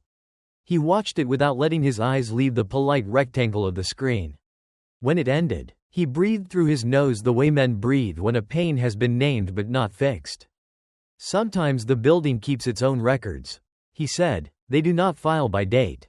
That's generally inconvenient. It's also religion," he said. "Kitchen shrines. Basement saints. Ledger prayers. Do you want to add a line?" She didn't. Not yet. Instead she put her finger on the still of my glossy face seen from the wrong side and said, "If I looked for more than 3 seconds, what would I see?" "Past tense," he said, gently. "Or future. Or the same room with the part you refused to notice made obvious." He toyed with the paperweight taxi and added, "As if the words cost less that way. 3 seconds is a kindness to your own brain." On the way out, Mara passed the office, paused when she saw the printout in Lena's hand, and said, very quiet, "Don't go down there at night." "I didn't," Lena said. Mara nodded once, satisfied with a rule kept. "It smells like coins down there." She meant blood, and she didn't, because this is not that story. Back upstairs, Lena ate a sandwich that apologized for being bread. Updated the legal pad, basement, door panel with reversed peephole, clip, 3s. No metadata. Image shows inside 4B and hall at midnight. And added a new line to the cabinet rules with a pen that decided to be bolder. Rule 2A, any eye counts. 3 seconds. Maximum. Prefer lenses. Briar Court agreed by doing nothing dramatic. The day leaned into evening. The marbles Nate had reclaimed left a smaller echo by the seam. Lena replaced them with 2 pennies because cheap copper carries a better metaphor. The salt line became an idea again and stopped performing. The phone went back to being a phone. At 12:03, because the night respects its own liturgy. The apartment cooled and the wood learned its quiet. The camera drank black. The knocks said church. "Cock, cock, cock. I'm here," Lena answered, as attendance takes attendance. At 12:04, the 7 seconds offered themselves and were not adopted. She slept with the kind of sleep that has teeth and chooses tonight not to use them. In the morning, the clip was still. The still print still showed a kitchen from a point of view a kitchen does not naturally afford. The ledger downstairs did not turn a page by itself, but I watched Capel rest his palm on it as if listening through paper. I am Vesper. I am small, green, and I gloss like I've just climbed from rain. A door can be a place, or a rule, or a habit. Today we found one leaning against concrete with its eye facing the wrong way. We looked for 2, not 3. We brought a picture upstairs. We taped it into a church we are building out of cabinets and pens. The elevator, satisfied with having had an opinion, resumed pretending to be a servant. The basement kept its smell of coins and cleaner. And somewhere in whatever book buildings keep for themselves, a pencil wrote in a hand no one claims. 3 seconds is a kindness to your brain. The 4th second is an introduction you can't take back. Day made itself busy the way days do when they suspect night will have notes. Lena ran a cloth over the counter until the laminate remembered being clean. She straightened the cabinet chapel, rules in block letters. The printed still of my glossy face seen from a wrong point of view. The line she'd added yesterday in a pen that enjoyed being bold. Rule 2a. Any eye counts. 3 seconds. Maximum. Prefer lenses. Prefer is the kind of word that lets curiosity argue. She looked at the painter's tape X over the peephole and at the legal pad where experiments had begun behaving like a menu. The human appetite is large, but the scientific one has better table manners. I need to know what happens on the other side of 3. She told me, which is how people justify math to saints. Not for thrills, for procedure. I am a small green frog with a shine like fresh rain. I have watched people mistake procedure for permission since before the first sticky note learned to confess. I did not object. Mascots are better at witness than veto. She rehearsed aloud. Because narration is rope. Count out loud. Stop at 3. Do not blink just to be clever. If anything, answers. We shut our eyes and say the thing. She tapped the words on the card for emphasis. I'm here. Afternoon shuffled past in the hall, grocery bags. A parcel set down like an apology. 4A's TV adjudicating someone else's small claims. Lena brewed coffee with the sincerity of a new religion and added salt to the threshold not because she believed in it but because it was cheaper than not believing. At 11:55 she peeled the painter's tape back until it made a shy green eyelid. She set the phone on its tumbler to watch. Not because video would save her but because evidence is how courage convinces itself it's not alone. She put a fingertip on the smooth ring of brass and felt heat where there shouldn't be any. Like the metal had been remembering someone else's hand. 12:03 gathered itself. Cock, cock, cock. The camera drank black. The seam of the door cooled. Then warmed like a tide. Lena stood barefoot on the rug's border. One hand on the wood. One on the frame. And bent to the peephole with the caution of a diver measuring distance to air. 1, she said, out loud. The lens showed the no of midnight, nothing to parse. Nothing to squint into sense. Behind it, the hallway stretched the way a throat does when it imagines singing. 2. A brightness that wasn't light. The sensation of being noticed traveling through glass the way citrus travels through a room. Shadows that were not shapes. Just the idea of edges assembling. 3. On the length of the th in 3. Something aligned. The fisheye galloped forward. The barrel of the viewer seemed to lengthen from the wrong side as if the hall were curling into the lens. And in that small, certain, treasonous fraction after 3, call it 3.2, the peephole showed her own eye looking back. Not a reflection. Reflections know how to obey. This one lagged by a heartbeat. As if the person looking at Lena were waiting for her to decide who she was and planning to agree. She did not blink. Not from bravery. From the terror that blinking would be another kind of yes. There was a little click in the bones at the base of her nose. The sound teeth make when you touch a fork to a filling. The hall seemed to acquire an extra plank of distance. In the lens, so close now it was almost cruel. Lena stood in the hall where a hallway does not allow anyone to stand at 12:03. Forehead nearly touching wood. Hair pulled back harder than usual. A thin white scar I had never seen bright on the inside of her wrist. Her mouth moved a fraction before Lena's moved. Then both stopped. She began, and swallowed the here like medicine. Lena closed her eyes as if closing could be the verb that saved her. I'm here, she said into the wood. Voice careful, not loud, the way you introduce yourself to a priest who has your file. The lens lost interest as abruptly as a cat. Attention cooled. The seam warmed. The camera's black lifted to carpet. The building remembered its day job. Lena backed away 3 slow steps with the dazed respect of a person who has shaken hands with current and survived. She pressed her palm to her sternum and waited for the drum there to negotiate a treaty. At 12:04, ritual did the thing rituals do. The phone offered unknown, 007. She let it starve. It buzzed again. Unknown, 007. Again. Unknown, 007. Again. So quickly the notification list stacked like cards dealing themselves. 7 seconds. 7 seconds. 7 seconds, until there were 8 in a row. Each with the same anonymous politeness. Not now, she told the air, which has never stopped anybody. She hit play on the topmost out of anger at math. An empty hum. A breath. A voice she kept in a folder called keep and in a part of her chest she refused to label. Her mother. Unhurried. Amused at some earlier errand. Con oi. It began. Fretted with the road noise of a bus. Mimwa tri k, dung ra don. Troy lan. Call me when you can. Okay? The clip ended at 7 seconds. As always, like a sentence refusing its verb. The second message started where the first had stopped. As if the phone had been stopping and starting a single line until the math worked. I'll be home in 20. Don't stay up unless you want to. A small laugh. You always do. Third message. You didn't answer. That's okay. I was thinking of that candy you liked. They didn't have it. I got oranges instead. Fourth. If you're on the bus, don't get off for me. That's a rule. I make the rules I can. The sound of a purse zipper. The soft percussion of keys that believe they make music. Fifth. Softer. As if she had cupped the phone. You're good. You know that? You're good. I don't need you to prove it by coming out in the cold. Sixth. The bus hissed its breath. A door. A voice far off saying last stop. Almost home. I love. Cut. Exactly at 7 seconds. Like scissors. Seventh. You. Then quieter. A new place's hum. Tile. Probably. The acoustics of an elevator arguing with itself. I forgot to buy salt. A tiny laugh at herself.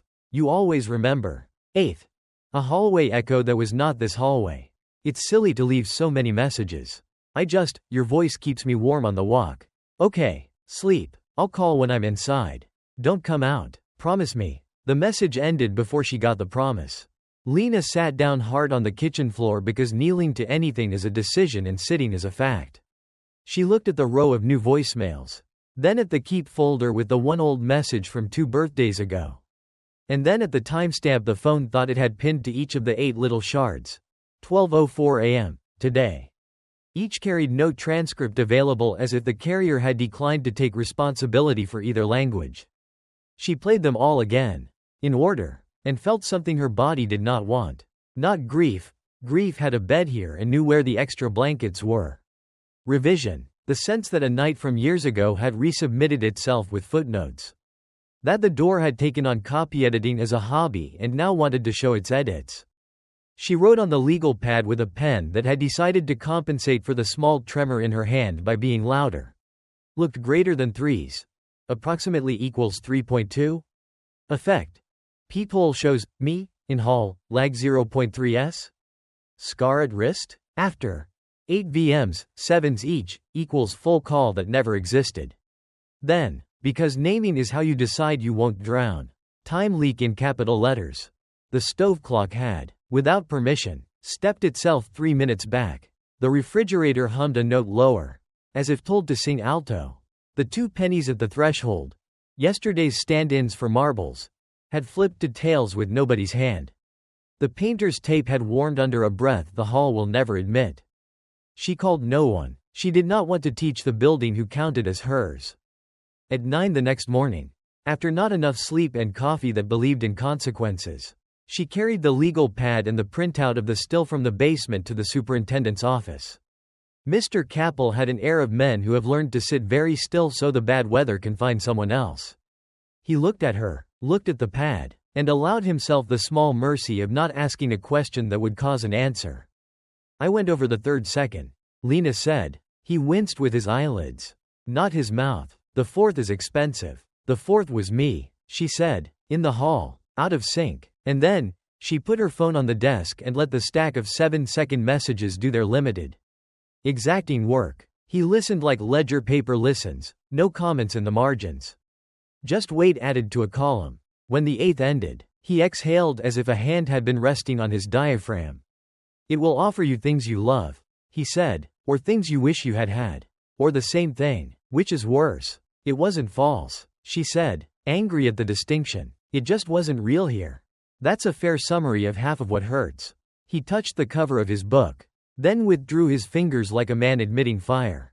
You can write today's line if you want. You can also decide that looking away is not shame, it's a practice. She stared at the columns. WHO was there, WHO looked away. Under 4B, a neat blank like a dare. I'm not writing looked, she said, not because I didn't, because I don't want to make it a habit. That's the right math, he said simply. On her way back upstairs she passed Mara carrying groceries in a stubborn bag. The woman's eyes caught the tired angles in Lena's face and tipped a little. You did the thing, Mara said, not accusation. Weather report. 3.2. Lena said, you won't do it again. Mara said, a sentence trying very hard to be a blessing. I won't, Lena answered, and decided to let the words go hard so her bones could agree. 4A's door opened a cautious palm's width. Nate peered out, checking the corridor the way boys check for monsters after deciding they're old enough not to believe. I didn't look last night, he reported, chest out. Good, Lena said, meaning it's so hard it made the carpet brighter. I broke one of my own rules so you don't have to. He accepted that with the generosity of 10, then frowned at her wrist.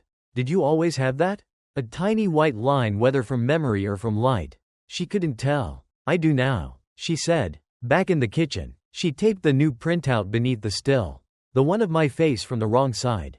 She wrote under it, the eye learns you once.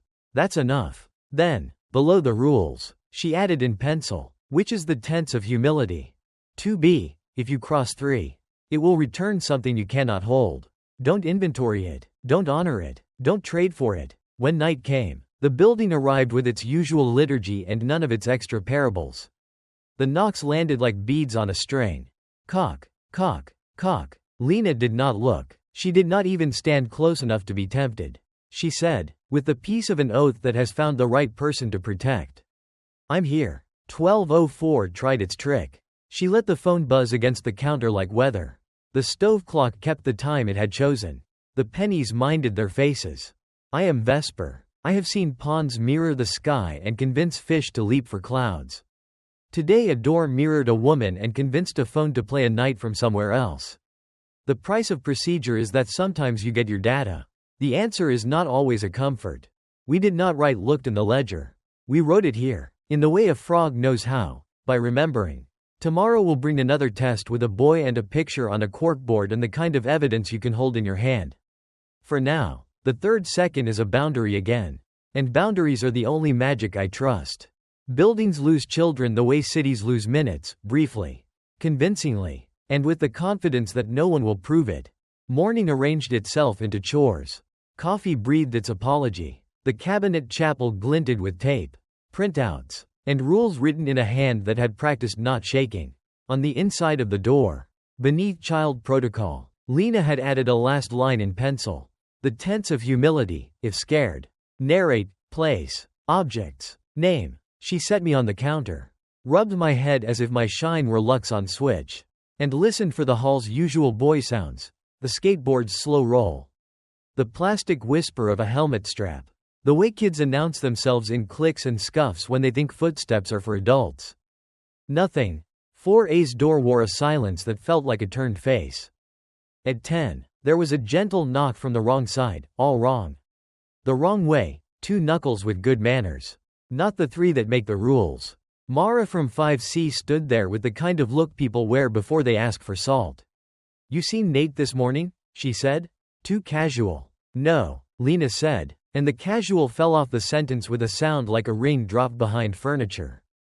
His mom's at work, Mara went on, knuckles worrying the strap of her bag. He was supposed to watch TV until his ad came. I heard the TV. Then I didn't. Okay, Lena said. Because that is what you say when nothing you can do yet counts. Okay. They checked the predictable places, stairwell, lobby, mailboxes, Mara with jaw set. Lena with narration under her breath. I'm here. We're in the hall. There's a corkboard with flyers. There is no boy. Capel's desk was empty. The office smelled like coffee that had given up. The ledger sat closed but not convincingly. Books can look guilty when they are waiting to be asked something they would rather not know. Roof, Mara said finally, with a grimace meant for herself. Kids think wind is a game you can win. The door to the roof had a sign in red letters. Alarm will sound. And the personality of a parent who has given up on follow-through. Mara jiggled the bar and it opened with the sigh of a tired hinge. No alarm practiced. The staircase above was made of iron that believed in rust and warnings. The roof smelled like tar that had learned civility. Hot gravel. And the river in a stubborn mood. HVAC units crouched like polite animals pretending they weren't animals. A low wall traced the building's perimeter. Scuffed by sneakers and weather. Someone had chalked a hopscotch grid in rectangles that forgot the numbers after 7. Then remembered them again. Nate? Mara called. Authority set to gentle. Wind carried his name to the corner and laid it down there like a leaf. It brought back nothing but the old metal flag's gossip. Lena narrated to herself instead. I'm on the roof. I can see the river. There's a scarred skylight. A pigeon with opinions. She stopped. At the skylight, the dust wore circles, small, glass flat circles where marbles had been set and lifted, leaving the exact same impression you get when a child pauses to consider a rule before breaking it politely. Beside them, in chalk, a line had been written and rubbed, until it stopped meaning anything. I'm he, then a smear. As if wind had learned erasure. He was here, Lena said. So was someone else, Mara said, nodding at the chalk and the scuffed scuffs near the low wall where shoes have second thoughts. She did not say so was something else. The wind already had the word. They descended, the sign on the door continuing to promise an alarm that had no plans. On the 4th floor landing, the PA coughed 3 dry tch. As if clearing a throat in daylight were legal now. Capel, at the desk again as if he had been there always. Watched them watch him. Roof, Lena said. Yes, he said. Alarm doesn't sound. It never has, he said, as if the sentence belonged to a different department. Mara thinks, Lena began. I think people follow wind, Mara said, with a precision that protected her from saying more. And wind follows rules. Kids like it up there. Capel aloud. It feels like an answer to a question they have not asked yet.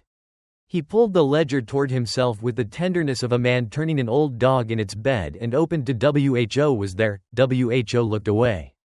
His pencil made a line under 4A and then hovered. Undecided. If you see him, send him down, he said. He can write whatever he wants. They found him 3 hours later.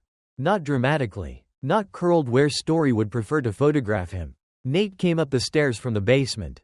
Hair damp, not wet, and sneakers dusted with a fine gray grit that did not belong to this decade. His eyes were a little too wide. The way pupils are when you step out of a movie into noon. Where did you go? Mara asked, voice like a hand held not to strike but to count fingers. Nate. The laundry room, he said, as if the word were a postcard. You don't have laundry, she said. I know, he said, and he did. I was just looking for the coin smell. He wrinkled his nose in the specific way the basement persuades noses. And then there was a door leaned like a wall. And it had a peephole that's wrong. He shrugged, bright with the bravery of telling a thing and having it believed. I counted to 2. Lena felt her bones answer. Good. He nodded. I said it, he added, solemn. I said I'm here so hard it hurt. You did right, Mara said, too fast, like she was trying to fill in before a fear could speak first. You did right. He looked at Lena. Can I have my marble back? I didn't take it, she said, then remembered the roof. I'll buy you a bag. Counterfeit, he said, unexpectedly wry. The blue one's mine. He went into 4A and the door slid shut around him with the pleasant thump of a safe decision. Mara stood in the hall with the posture of someone drafting forgiveness for later and said. To nobody in particular. He went down and then it let him up. That's etiquette. Capel appeared, as superintendents do. At the exact moment he can pretend he was already there. Attendance? He asked, pen ready but unwilling to scar the page without permission. Nate, Lena said, as if the name were also a line item. Which today it was. Capel waited in, when no one wrote, did not either. Okay, he said, letting the air mark the margin instead. Okay. After lunch that did not convince itself it was food. Lena noticed the corkboard had changed. These boards do. When buildings get opinionated, yesterday's notice about packages had moved 1 thumb's width to the left. The lost tabby flyer had given up and gone home. In their place, pinned with a red top tack, a Polaroid had appeared. Not the Halloween one from earlier, Joy Blur and Serial Crown. This one was older, not photograph old, but truth old. The kind of chemical patience only certain film stocks know. The white border had a tobacco tint and a coffee stain on the top edge that had decided not to apologize. The image. A young woman with her ear pressed to the door of 4B. Her face half turned, mouth open like a person in the act of hearing their name before saying who. The peephole glinted at her like a small coin that knows its value. On her shoulder rested a hand. Not a lover's hand, no clasp.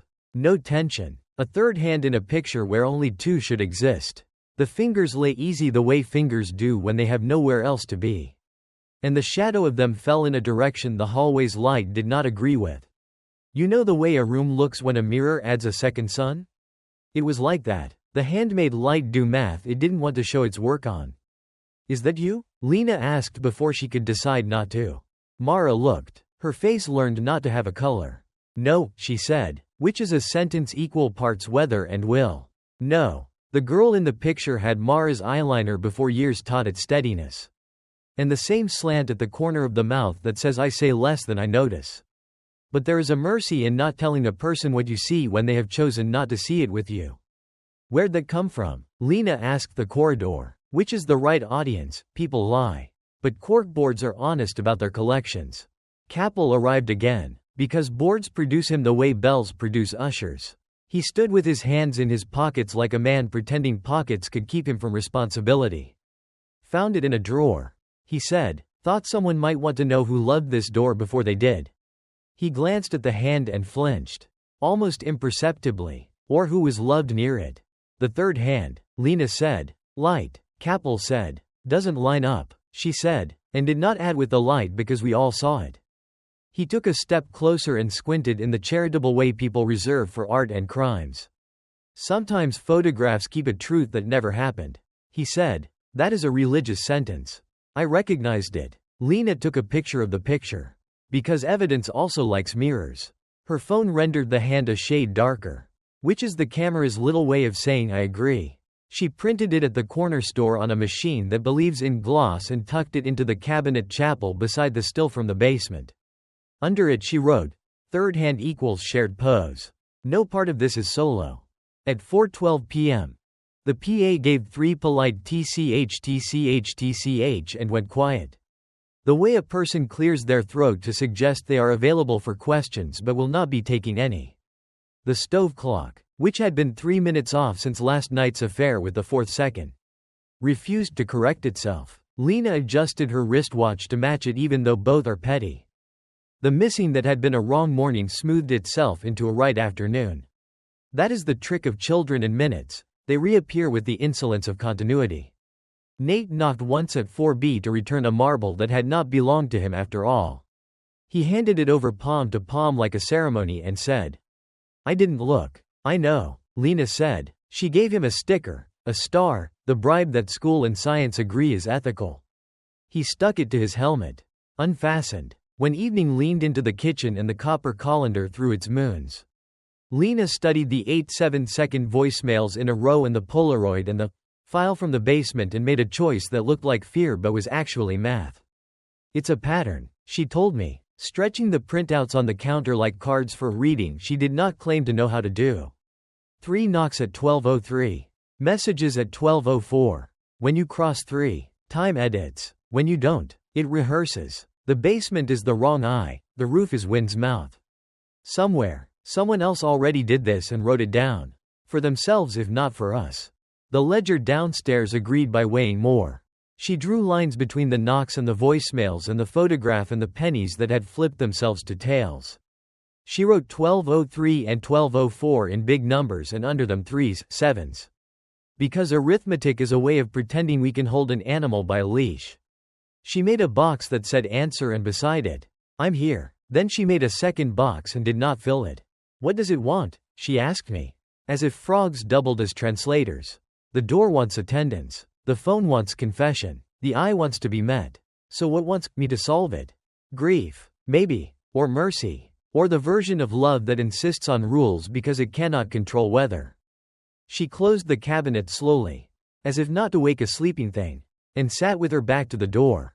Phone off. Palms on her knees. She practiced saying, I'm here, in 3 different moods. Report. Warning. Lullaby. The hall approved by failing to confess anything. 12:03 arrived on schedule. Polite as a bus. Cock. Cock. Cock. Lena stayed seated and answered like a person whose attendance is no longer in doubt.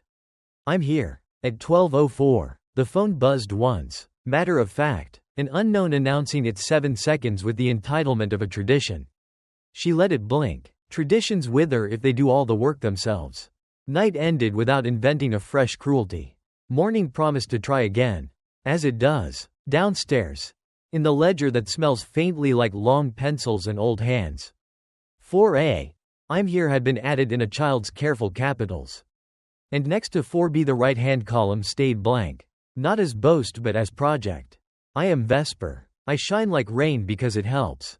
Today the building kept a boy for 3 hours and returned him with dust from a decade and a story about the basement's coin-scented air.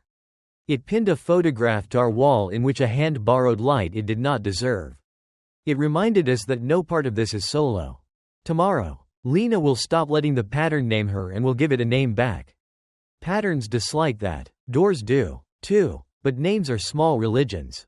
And this is the church we have. Patterns are polite until you ask them to mean something.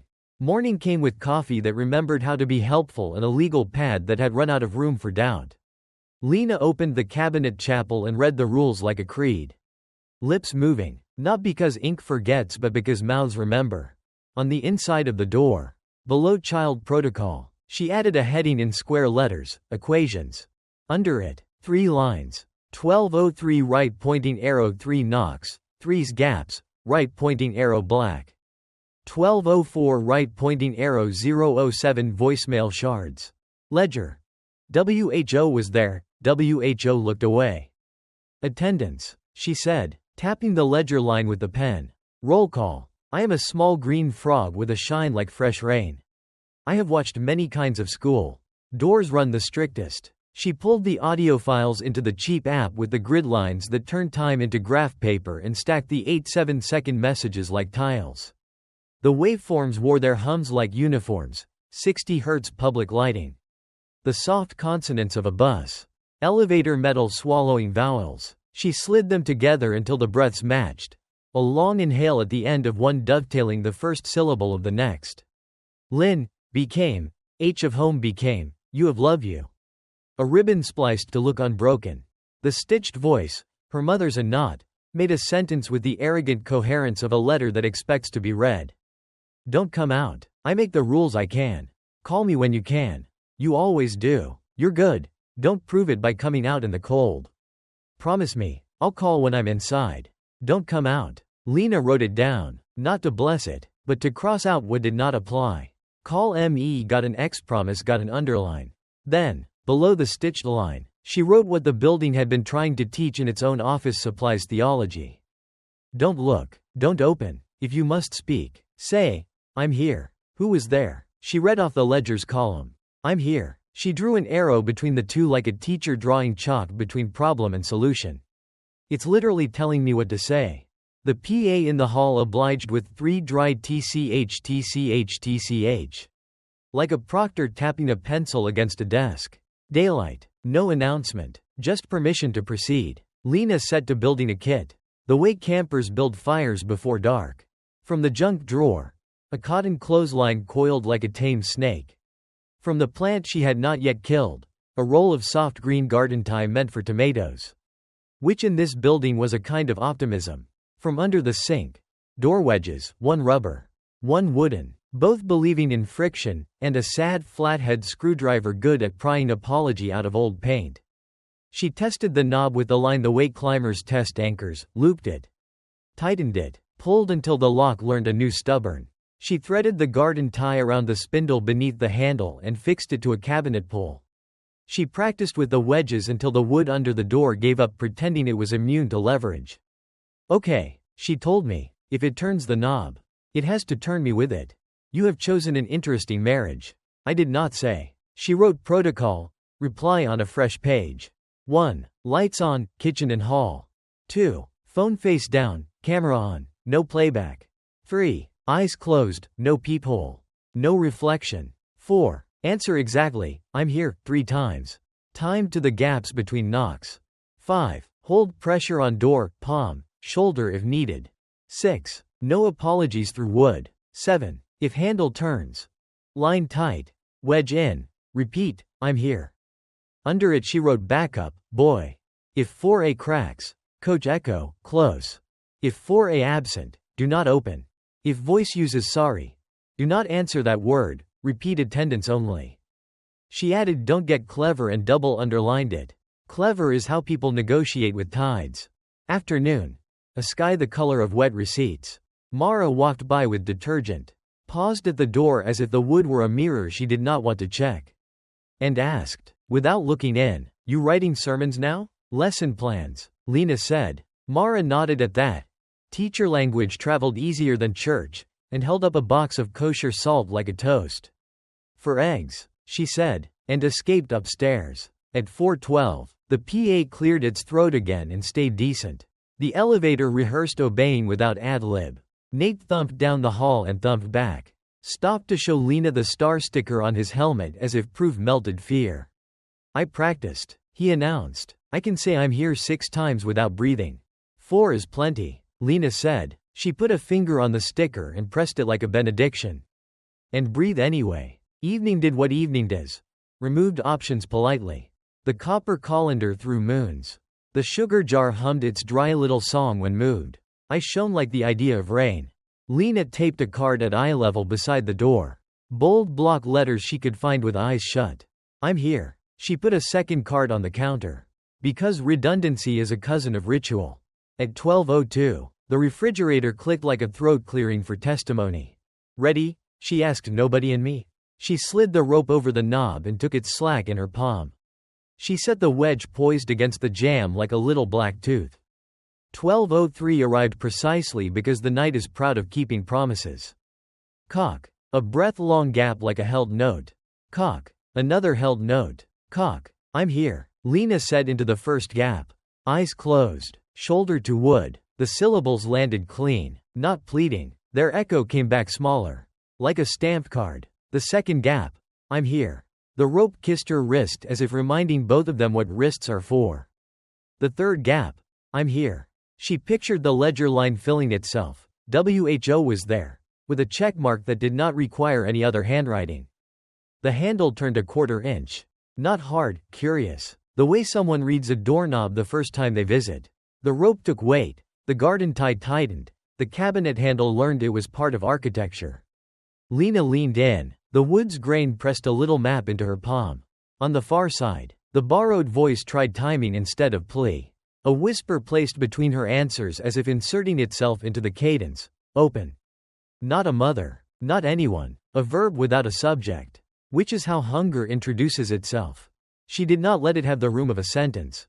"I'm here." At 12:04, the phone buzzed at 7 seconds like a clock too shy to say amen. The handle gave up for the night without pretending it had. The rope slackened. The wedge did not need to bite. Lena kept her eyes shut for 3 more breaths because closing them had felt like building a wall and she was not ready to test its height yet. When she opened them, the paint looked like paint again. The peephole, X'd under 2 layers of tape, looked like a mistake someone had made on purpose. The card that said "I'm here" looked like both a cue and an address. "Okay," she said, and meant present, not fine. She wrote, after the adrenaline stopped editing her handwriting. Replied in gaps, 3 repeats. Handle turned. Line held, no entry. Then she drew a little door with a rope and, under it, the word anchor, because metaphors keep better as pictures. Morning brought its bureaucracies, coffee filters. A bag of trash that had somehow become heavier overnight. The instinct to tidy a victory even if it looked like pressure marks on a shoulder. She carried the protocol reply page down to the office and slid it, without preamble, across Capel's desk. He read it like a man who had graded too many papers and loved all the students anyway. "Timing matters," he said, tapping the word gaps. "Most of us try to answer the knock. You're answering the silence. It's the only part that belongs to me." She said, "That's the right math," he said, for the second time in as many days. He turned the ledger around and let her see what he had not been hiding, under 4B. A pencil check not in either column but floating between them like a small, stubborn boat. Next to it, very light, the word answered. "Do I get a sticker?" she asked. "Because humor spends better than fear." "We're out," he said. He wasn't. Back upstairs. She made one change to the chapel. Under the "I'm here" card she taped a smaller note in italics. The hand of a person who has learned something and is being careful with the learning. Say it before the phone asks for you. Because that had become obvious in her bones last night. The building gives you a minute during which the door owns the conversation. The phone is interruption, not invitation. Attend the roll before you attend the messages. 4A cracked open mid-afternoon. Nate presented an index card he'd written on in school pencil. Letters big and square. I'm here. You can have it, he said. Serious. Extra. Backup, she said, and taped it next to hers. A second small church. He nodded the complicated nod of a boy who has seen a basement he didn't choose and a roof that gave him wind. And closed the door with the small pride of competence. Evening tried new shapes. The PA clicked once at 6:12 and then 7:12. As if practicing a counter rhythm. The elevator chose the correct floor twice in a row and looked smug. The pennies at the threshold minded their faces. Lena cooked something that pretended to be dinner and was brave enough to be food. She wound the rope into a better coil. She set the wedge where her hand could find it without looking. She touched the card and read it with her eyes shut. A test that she passed easily now. I'm here. 12:03 arrived, punctual and opinionated. Cock, cock, cock. She answered the gaps. The handle tried its quarter-inch on the second one this time and met the same rope and the same answer. The borrowed voice tried a new costume. It's me, which is a subject without a noun. Which is still hunger. I'm here. At 12:04. The phone offered unknown like a waiter who does not write anything down because the menu has only one dish. She let it pass. The apartment exhaled. The card stayed on the wall. The rope still had a job. When the night was done with its rehearsal and the day stood in the doorway deciding whether to come in, Lena added one last line to the equations page. The way mathematicians add QED when the proof has the right shape. 12:03 asks. 12:04 edits. Answer the ask. Refuse the edit. Then she added a second line and looked at it for a long time before capping the pen. A door is a question. A home is an answer. I am Vesper. I shine. I listen. I approve of plans that use rope and sentences with the same confidence. Tonight, the rule learned her timing. Tomorrow, she will ask it to learn something harder, her terms. Negotiations require terms. Stairs understand this. You offer feet. They offer floors. Doors hire lawyers. Day signed its name on the usual forms: coffee, dishes. The polite war with crumbs. Lena took inventory of the chapel inside her cabinet. Rules like commandments. Printouts like saints. A card that read I'm here in a hand that had stopped shaking enough to be legible. Beside it she taped a new scrap in smaller script. Italics like prayer. You forgive nothing through wood. You forgive later. Elsewhere. With air. She drew a square around later. Tonight we don't improvise. She told me. We make it come to our terms. I am Vesper. I shine like rain because it encourages humans.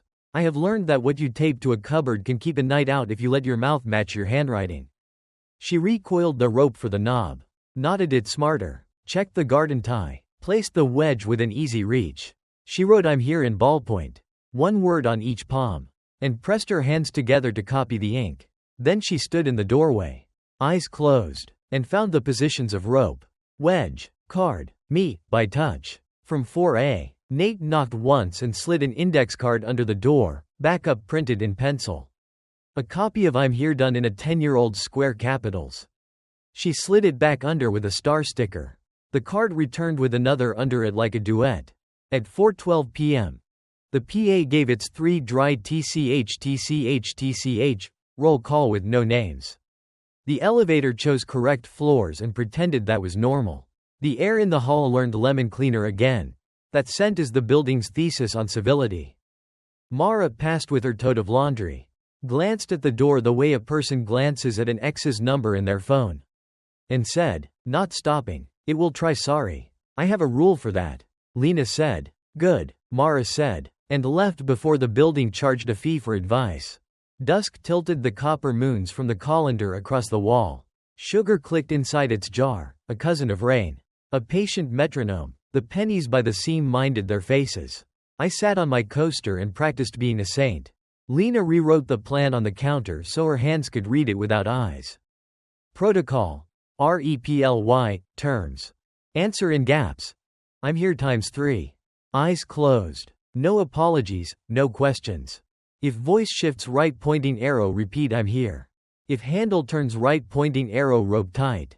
Wedge in. If it speaks my name right pointing arrow name the room, kitchen. Frog, sugar, light. If it uses sorry right pointing arrow do not answer that word. She added a new line and underlined it twice. Invite repetition, not answers. She would not ask who's there. She would instruct. Repeat, I'm here. Instructions are not questions. Doors respect grammar more than people do. 1202 clicked like a throat preparing to testify. Ready, she whispered, standing with shoulders set and palms open to feel the ink if fear tried to edit her. She shut her eyes. 1203. Cock. Held breath. Cock. Held breath. Cock. She landed her words in the gaps like stepping stones. I'm here. I'm here. I'm here. Her voice did not imitate courage, it used it. The knob turned, more than before. The rope took weight. The cabinet handle learned marriage. The wedge bit. Wood moaned a polite complaint. The voice arrived on the seam like steam under a door. Not mother this time. Her. The vowel that belonged to Lena's throat. The exact geometry of her breath. The pace at which she narrates to herself when no one else deserves it. It began, mirroring, and then corrected itself with a sly patience. I'm cold. Lena pressed her forehead to paint and found it warmer than her skin. I'm here. We're the same, it said in her cadence. It's me. That's a subject without a noun. She breathed, and then louder. Steady. Repeat. I'm here. The seam breathed in. The door learned a new pressure. Outside, her own voice came back a half beat off, lagged. Like the peephole's echo had in the fourth second. I'm here. The syllables came too late. As if traveling an extra hallway she could not see. Good, Lena said softly to the wood. And then, giving the line a job, again. I'm here, it said. The delay shrank, then widened, like a bad connection trying to behave. A low burr slid under the vowel, 60 Hz. The hum of rooms that don't belong to this one. The handle twisted another quarter inch. Then stopped as if listening.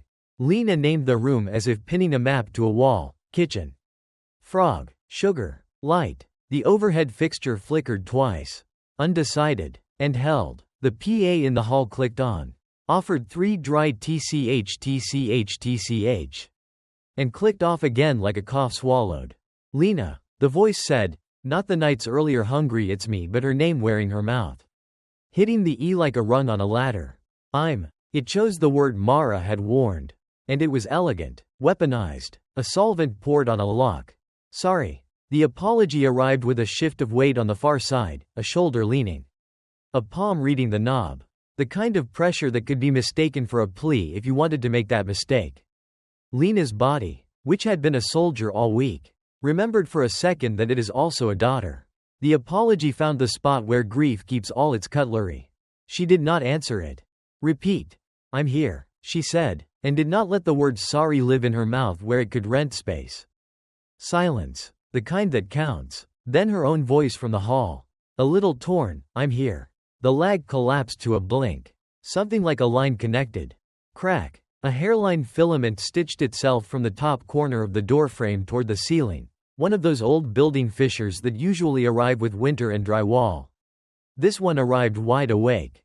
Plaster dust whispered to the floor. Again, Lena said, eyes tight, shoulders locked. I'm here. I'm here. The hall replied, a real echo now. Not imitation, in answering. The rope quivered in her palm like a vein.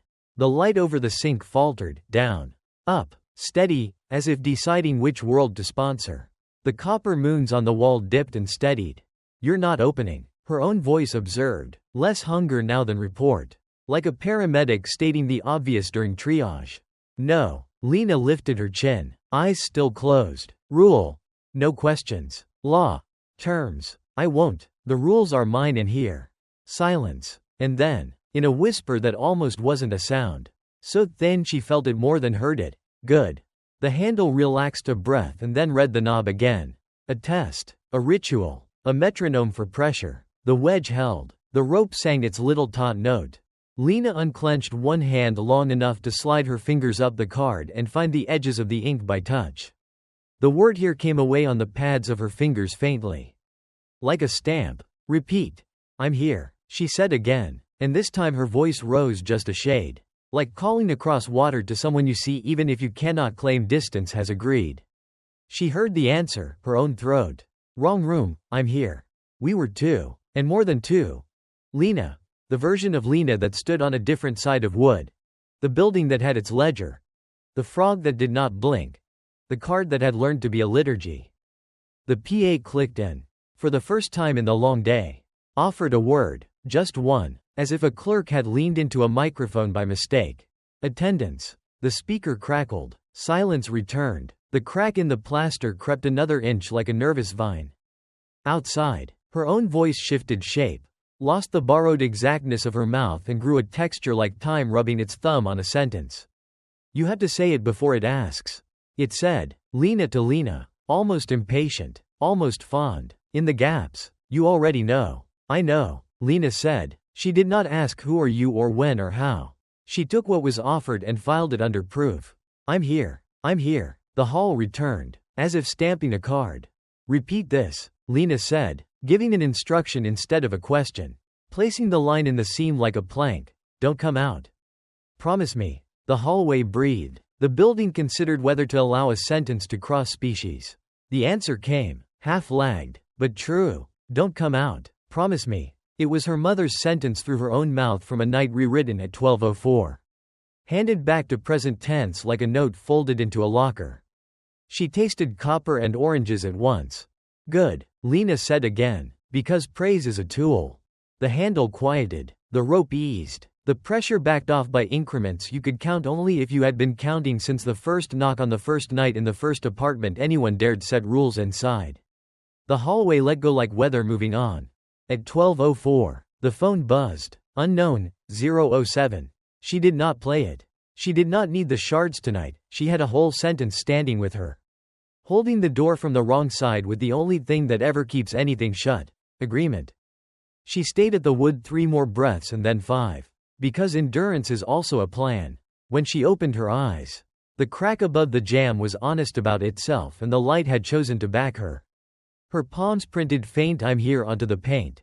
A votive smudge humans have always mistaken for dirt until they learn devotion. She slept then, briefly and with teeth, not because the night stopped asking but because she had taught it how to take no in a language it respected. Morning smelled like paper and pencil. She took the protocol, REPLY, terms, page to Capel without waiting for the coffee to make its case.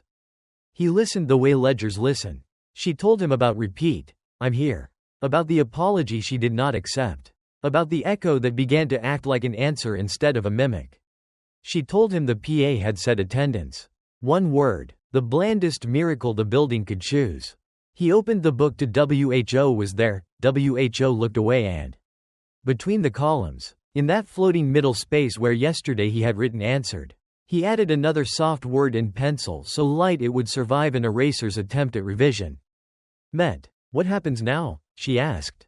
Catching herself and amending. What do we do now? We plan for when it tries to take the boy again.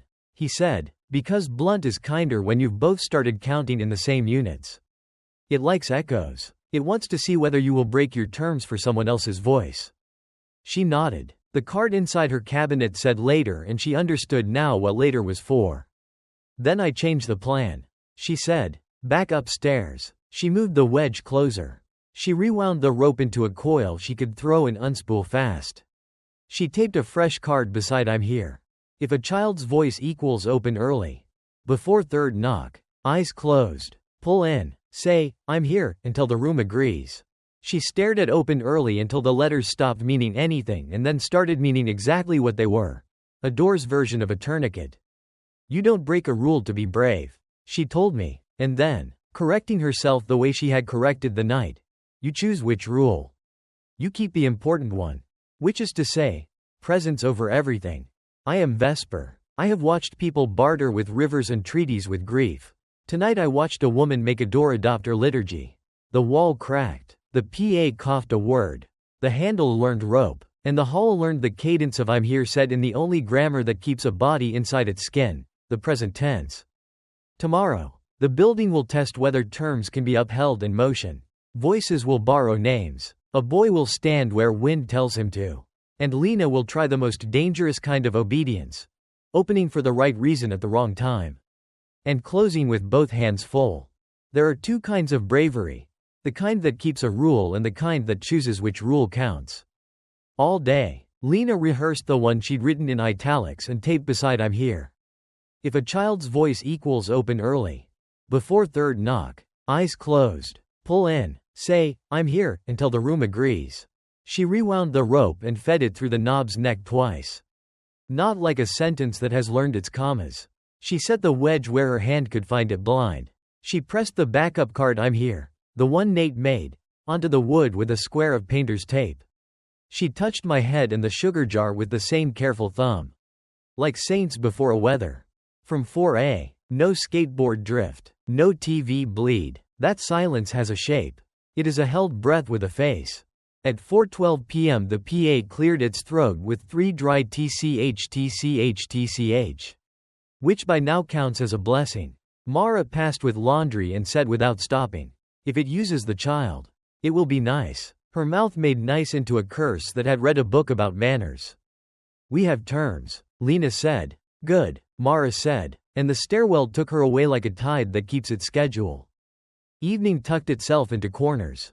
The copper colander threw moons across the wall. The pennies by the seam showed heads. Disciplined. I sat on my coaster and did a saint's job, I remembered.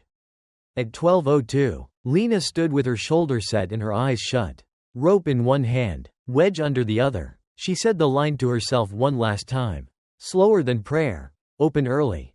Pull in. I'm here. 12:03 arrived. Right on the dot. It has taught into everyone's bones. Cock. A breath. Cock. Between the second and the third. The hallway breathed the way a throat does when it chooses a voice. Nate? It said, lighter than night mother. Warmer than hunger. Exactly the weight of bedtime. Honey. Open. It's me. In the same beat. Across the hall. A chain lifted with that tiny apology chains give. Chink. The crack of 4A's door showed a slice of light. Then a sliver of boy. He did not say I'm here. He said, very small and very brave and very 10. Okay. Lena opened. Not a lot. Not a welcome. A move. She turned the deadbolt back. Slid the chain free. Dragged the wedge with her toe. Unhooked rope slack with a practiced twitch, and pulled. Eyes shut. Head down. Palms out to the world she refused to see. Cold air with a coin smell hit the kitchen. The seam widened and the door tried to be a throat. Lena's rope sang a taut note. Her hand found a small wrist and then a smaller elbow and then hoodie cotton that had memorized a boy's shape. She pulled him across the line he did not know he'd stepped. I'm here, she said to the wood. Because this is how you keep 2 people in one room. You tell the room who it holds. I'm here. I'm here. A second hand, older. Wrong. Touched the outside of the knob and read it the way a blind person reads a church door. The metal felt its history and tried to be helpful. The rope did the opposite. The third knock never happened. It became pressure instead, the kind that decides whether wood is idea or instrument. The wedge bit. The hinge complained like old men in rain. The hallway wanted to be a room and the room wanted to stay a room. Don't look, someone said from the hall. In Lena's exact cadence. Impatient and fond. Don't, keep your eyes, good. Nate slipped to his knees inside. Breath sawed short with fright and effort. His hands found the rug, his head found the door. I'm here, he announced. As if attendance taken could be a spell. As if it always could have. Again, Lena said, and he did. Together they made a litany that put nails back in the wood. The outside hand rapped twice without knuckles. More like the skin was gone and only intention tapped. Tick, tick. It was not an instruction. It was a count. Lena kept her eyes shut and did her work. Kitchen. Frog. Sugar. Light. I'm here. On light. The overhead fixture faltered. Ducked. And then stood up straighter. Choosing. The copper moons on the wall trembled and held. Pull him in. The outside voice said, hers. From a place with less air and stricter math. You taught me. Rope. Wedge. Say it first. In the gaps. A rub of palm on painted wood. A hiss like teeth. And, under that, like the hollow of a shell when it remembers C, don't come out. Lena pulled until the hoodie told her she had him entirely. She kicked the wedge deeper. Rope hard in her fist. And slammed the door into shut the way a sentence closes when you finally pick its last word. The latch caught. The deadbolt slid. The chain took one fast breath of metal on metal and became a line again. Only then did she open her eyes. We were all in the room we had bargained for, Lena. On her knees against the wood, Nate. Folded around his own name, me. Shining, sugar, patient, light, decided. The pennies showed heads and were smug about it. The card that said I'm here looked like it had found a job it would like to keep. Through the wood came a soft knocking, open-palmed. Not a demand, a benediction. 3 taps. 5 inches below Lena's ear. Where a person would put a hand if they were leaning on a friend's door to say okay without spelling it. Don't look, the outside said. No impatience now. Only instructions folded small. Say it in the gaps. Save the boy. Keep me out. That's the math. I'm here, Lena said. She did not ask who or when because she knew and did not need the kind of proof that takes something to give it back. She put her forehead to the paint and spoke to it like it had earned a face. I'm here. You stay where you are. Good. The hall answered, her own mouth saying good from the wrong side of time. The way a teacher says it when the student has finally solved for X and found out it stood for self. Hold the rope. Turn the handle from inside. Don't let go. She did exactly that. The rope burned her palm the way good work does, heat that means present. The handle on the outside turned just enough to feel like a person checking a door they don't begrudge. The chain moved a bare millimeter and no more. A hairline crack ran another inch from the jamb to the ceiling. A vein growing on a house that had decided to carry more blood. Attendance, the PA said. One word, because it had learned vocabulary and would not show off. Then it coughed once and went to bed. Nate hiccuped himself into quiet. I didn't look, he said, apology and pride sharing a throat. You were already good, Lena said. You don't have to prove it by coming out. That sentence sat between them and chose to be true in both directions. The pressure at the seam unstitched thread by thread. The coin smelled thinned to cardboard and lemon cleaner. The rope slackened without permission.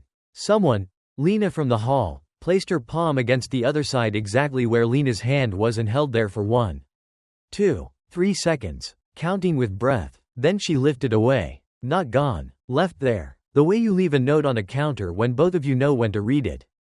At 12:04, the phone buzzed. Unknown, 007. Lena did not move. She didn't need any more shards. The sentence was whole in the room. The phone buzzed again after a long minute. Unknown, 007. She let it be somebody else's copy editing. Okay, she said at last. To the boy. To the door. To the version of herself that had learned patience on the wrong side of wood. Okay. Nate wiped his face on his sleeve and handed Lena something he'd been crushing in his fist so hard it made a red pattern. A blue marble with a ribbon of ocean trapped inside. For your experiments, he said gravely. But not with me. Not with you, she said, accepting the treaty. He scuttled to 4A. She cracked the door after the hour had let go and leaned out just far enough to watch him cross. The hall behaved like a hallway. No voices hung on hooks. No metal rubbed its teeth. He went in. The chain set. The latch caught. And that little forehead knocked once, present, on the safe side. Lena shut 4B again. Turned the deadbolt. Slid the chain. And sat with her back to the door until her bones convinced her muscles permission had been granted to be tired. I will tell you what I saw. Because frogs do not blink. On the copper colanders moons. Where reflections go to learn humility. A face hovered for a second, Lena's. Older by a bruise of years. Hair pulled back too hard. A wrist scar bright as a thread. Eyes closed like a person choosing to be a door. She did not look into the room. She looked toward it and kept herself outside on purpose. Then the moons let go and the kitchen remembered it was only a room and not a mirror. The peephole, taped twice over, lost its habit of gleam. Even blind, an eye can insist on being an eye. Not now. The tape looked like tape. The brass looked like a ring. The door looked like duty and had the posture of pride. Morning wore pencil and paper.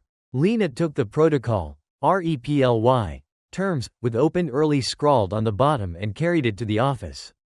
Mr. Capel looked at the rope burn on her palm and nodded like a man who has nothing to add to a proof except the word yes. She put her finger on the ledger where the columns hang their laundry.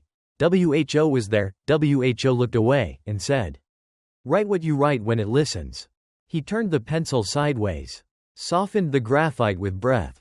And in the floating space between the columns, where yesterday he had written answered and this morning he had written met, he added one more line. Quick, light, as if the page preferred to keep the word kept. Back upstairs. Lena opened the cabinet chapel and added one more card under I'm here. If you have to open. Open for the living. Stay with the living. Close with the living. She placed the blue marble on the windowsill where sun can learn what glass does with oceans. She pressed her palm to the paint at ear height and left a faint smudge that will look like dirt to anyone who does not count seconds at night. The building exhaled, satisfied for the moment that its opinion had been heard, and returned with amendments. The phone behaved like a phone. The pennies kept their faces. The rope found a drawer. I shone like weather. I am Vesper. I have watched adore hire lawyers and lose. Tonight it learned terms. Say it first in the gaps. Open early for the right reason. Keep your eyes shut and your room declared. It learned the shape of a palm that will not let go and a voice that refuses the kind of answer that edits the past. We are present. The ledger says so in pencil. The hall, for now, agrees. The rest belongs to an epilogue someone will write with careful hands and kitchen tape. A building learns new habits the way a pond learns a season, quietly. Until one morning everything behaves as if it always meant to. In 4B, the cabinet chapel has settled into itself. Rules in block letters. Saints made of printouts. A small blue marble catching afternoon like a pocket ocean. The card that reads I'm here has softened at the corners the way prayer cards do when they've been thumbed honest. The rope lives in a drawer now. Coiled like a tame idea. The wedge waits under the stove, retired. Not dismissed. The ledger downstairs carries pencil that smells faintly of patience. Between WHO was there and WHO looked away. Where the white used to ache. 3 soft words flowed in that middle column. Answered, met, kept. Mr. Capel writes them as if they are receipts. Which in this building they are. It is not that midnight stops. It's that the night agrees to our grammar. Some Tuesdays. 12:03 arrives with nothing but the polite cool of old wood and 3 soft taps of a flat palm, not knuckles. Never again. Benediction, not demand. The PA clicks once and says attendance. 1 word, then swallows its own echo like a clerk embarrassed by sincerity. The phone at 12:04 tries its 7 seconds now and then. It is allowed to ring in the other room until its appetite shrinks to a ritual and then to a habit and then to nothing a kitchen needs. Nate wears his star sticker scuffed at the edges. His helmet is finally fastened. Sometimes he knocks once on 4B from the safe side, present, and Lena knocks back once, present, in the hallway. Which has opinions but can be taught. Chooses to be only a hall between 2 rooms that know their names. Mara brings kosher salt, for eggs, and leaves with half a loaf of bread that did not audition to be good and yet is. She passes the corkboard quickly. The Polaroid has been moved to the office. Where it belongs to the ledger now. Not the wall. The third hand in the picture remains a trick of light that knows too much about us. We allow it to exist the way you allow a dream to sit at the foot of your bed for a beat before you choose your day. On the windowsill, the blue marble makes weather out of sun. The copper colander throws its moons on the wall with less tremble. The 2 pennies by the seam show heads out of simple courtesy. Even the tape over the peephole looks exactly like tape and not like an eyelid learning to be a pupil. There is still a hairline crack above the jam. A narrow vein that climbed and then stopped. Sober as a finished sentence. Houses keep their scars the way people do. Proof that skin learned a lesson and chose to stay. As for the voice, it learned the cadence of the gap. When the door asks, 3 knocks in their measured church, Lena answers first. In the silence between them, the way you sign a roll before anyone reads your name out loud. Sometimes the echo answers back from the wrong side with the tone of a weather report. I'm here. Don't come out. Promise me. And sometimes it just says good. Which is a small word with a large job. One night, not the first night. Not the last, Lena dials unknown and leaves her own 7 seconds the way you leave water out for a traveler. She does not speak a full sentence. She says only what belongs to her. I'm here. The message files itself somewhere phones cannot name. No ledger records it. Not all attendance is for books. Mr. Capel replaces a hallway bulb without looking up. Which is the skill of men who have decided they will never flinch in public again. When a new tenant signs a lease, he points at the door and says, gentle as a road sign. Old building, not haunted, opinionated. If they ask for rules, he writes the first one on a sticky note and slides it across the counter like a talisman. Say it in the gaps. 4A learns to keep its cracks narrow. 5C learns to keep its laundry door shut. The roof remembers the wind and keeps its hopscotch chalk vague after 7. The basement continues to smell like coins and cleaner. But the door slab leaning against concrete wears dust where eyes would be. As if being overlooked is its truest job. On some late delivery evenings, when Lena carries me in her tote because portable witnesses ride free. We pass the office and see the ledger open to the right page, pencil hover marks. The faint ghost of 4B, present pressed through 3 sheets. There is a comfort in pencil. Ink pretends to be a law.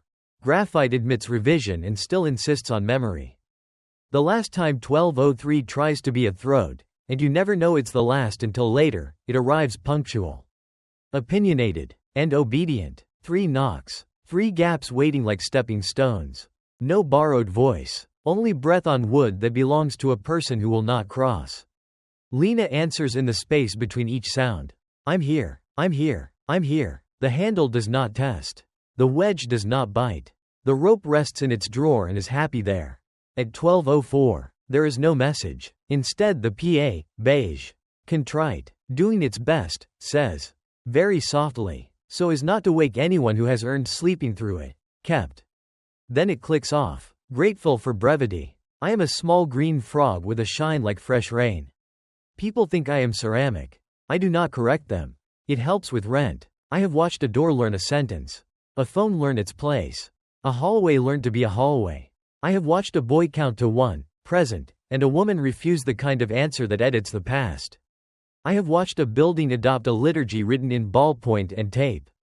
The world still knocks. That is its nature. But inside this room, the answer is the same as it has been since the first night a new tenant placed me between a jar of sugar and copper moons and taught her mouth a small, exact prayer. I'm here. We kept it. Thus ends today's tale from Vesper the Frog. If a question lingers or a thought sparks, leave me a note below. I read them all. If the story charmed you, share it with a friend. And tap subscribe so you'll be first to hear when the next adventure leaps from the lily pads. Until then, this is Vesper, signing off. Ribbit.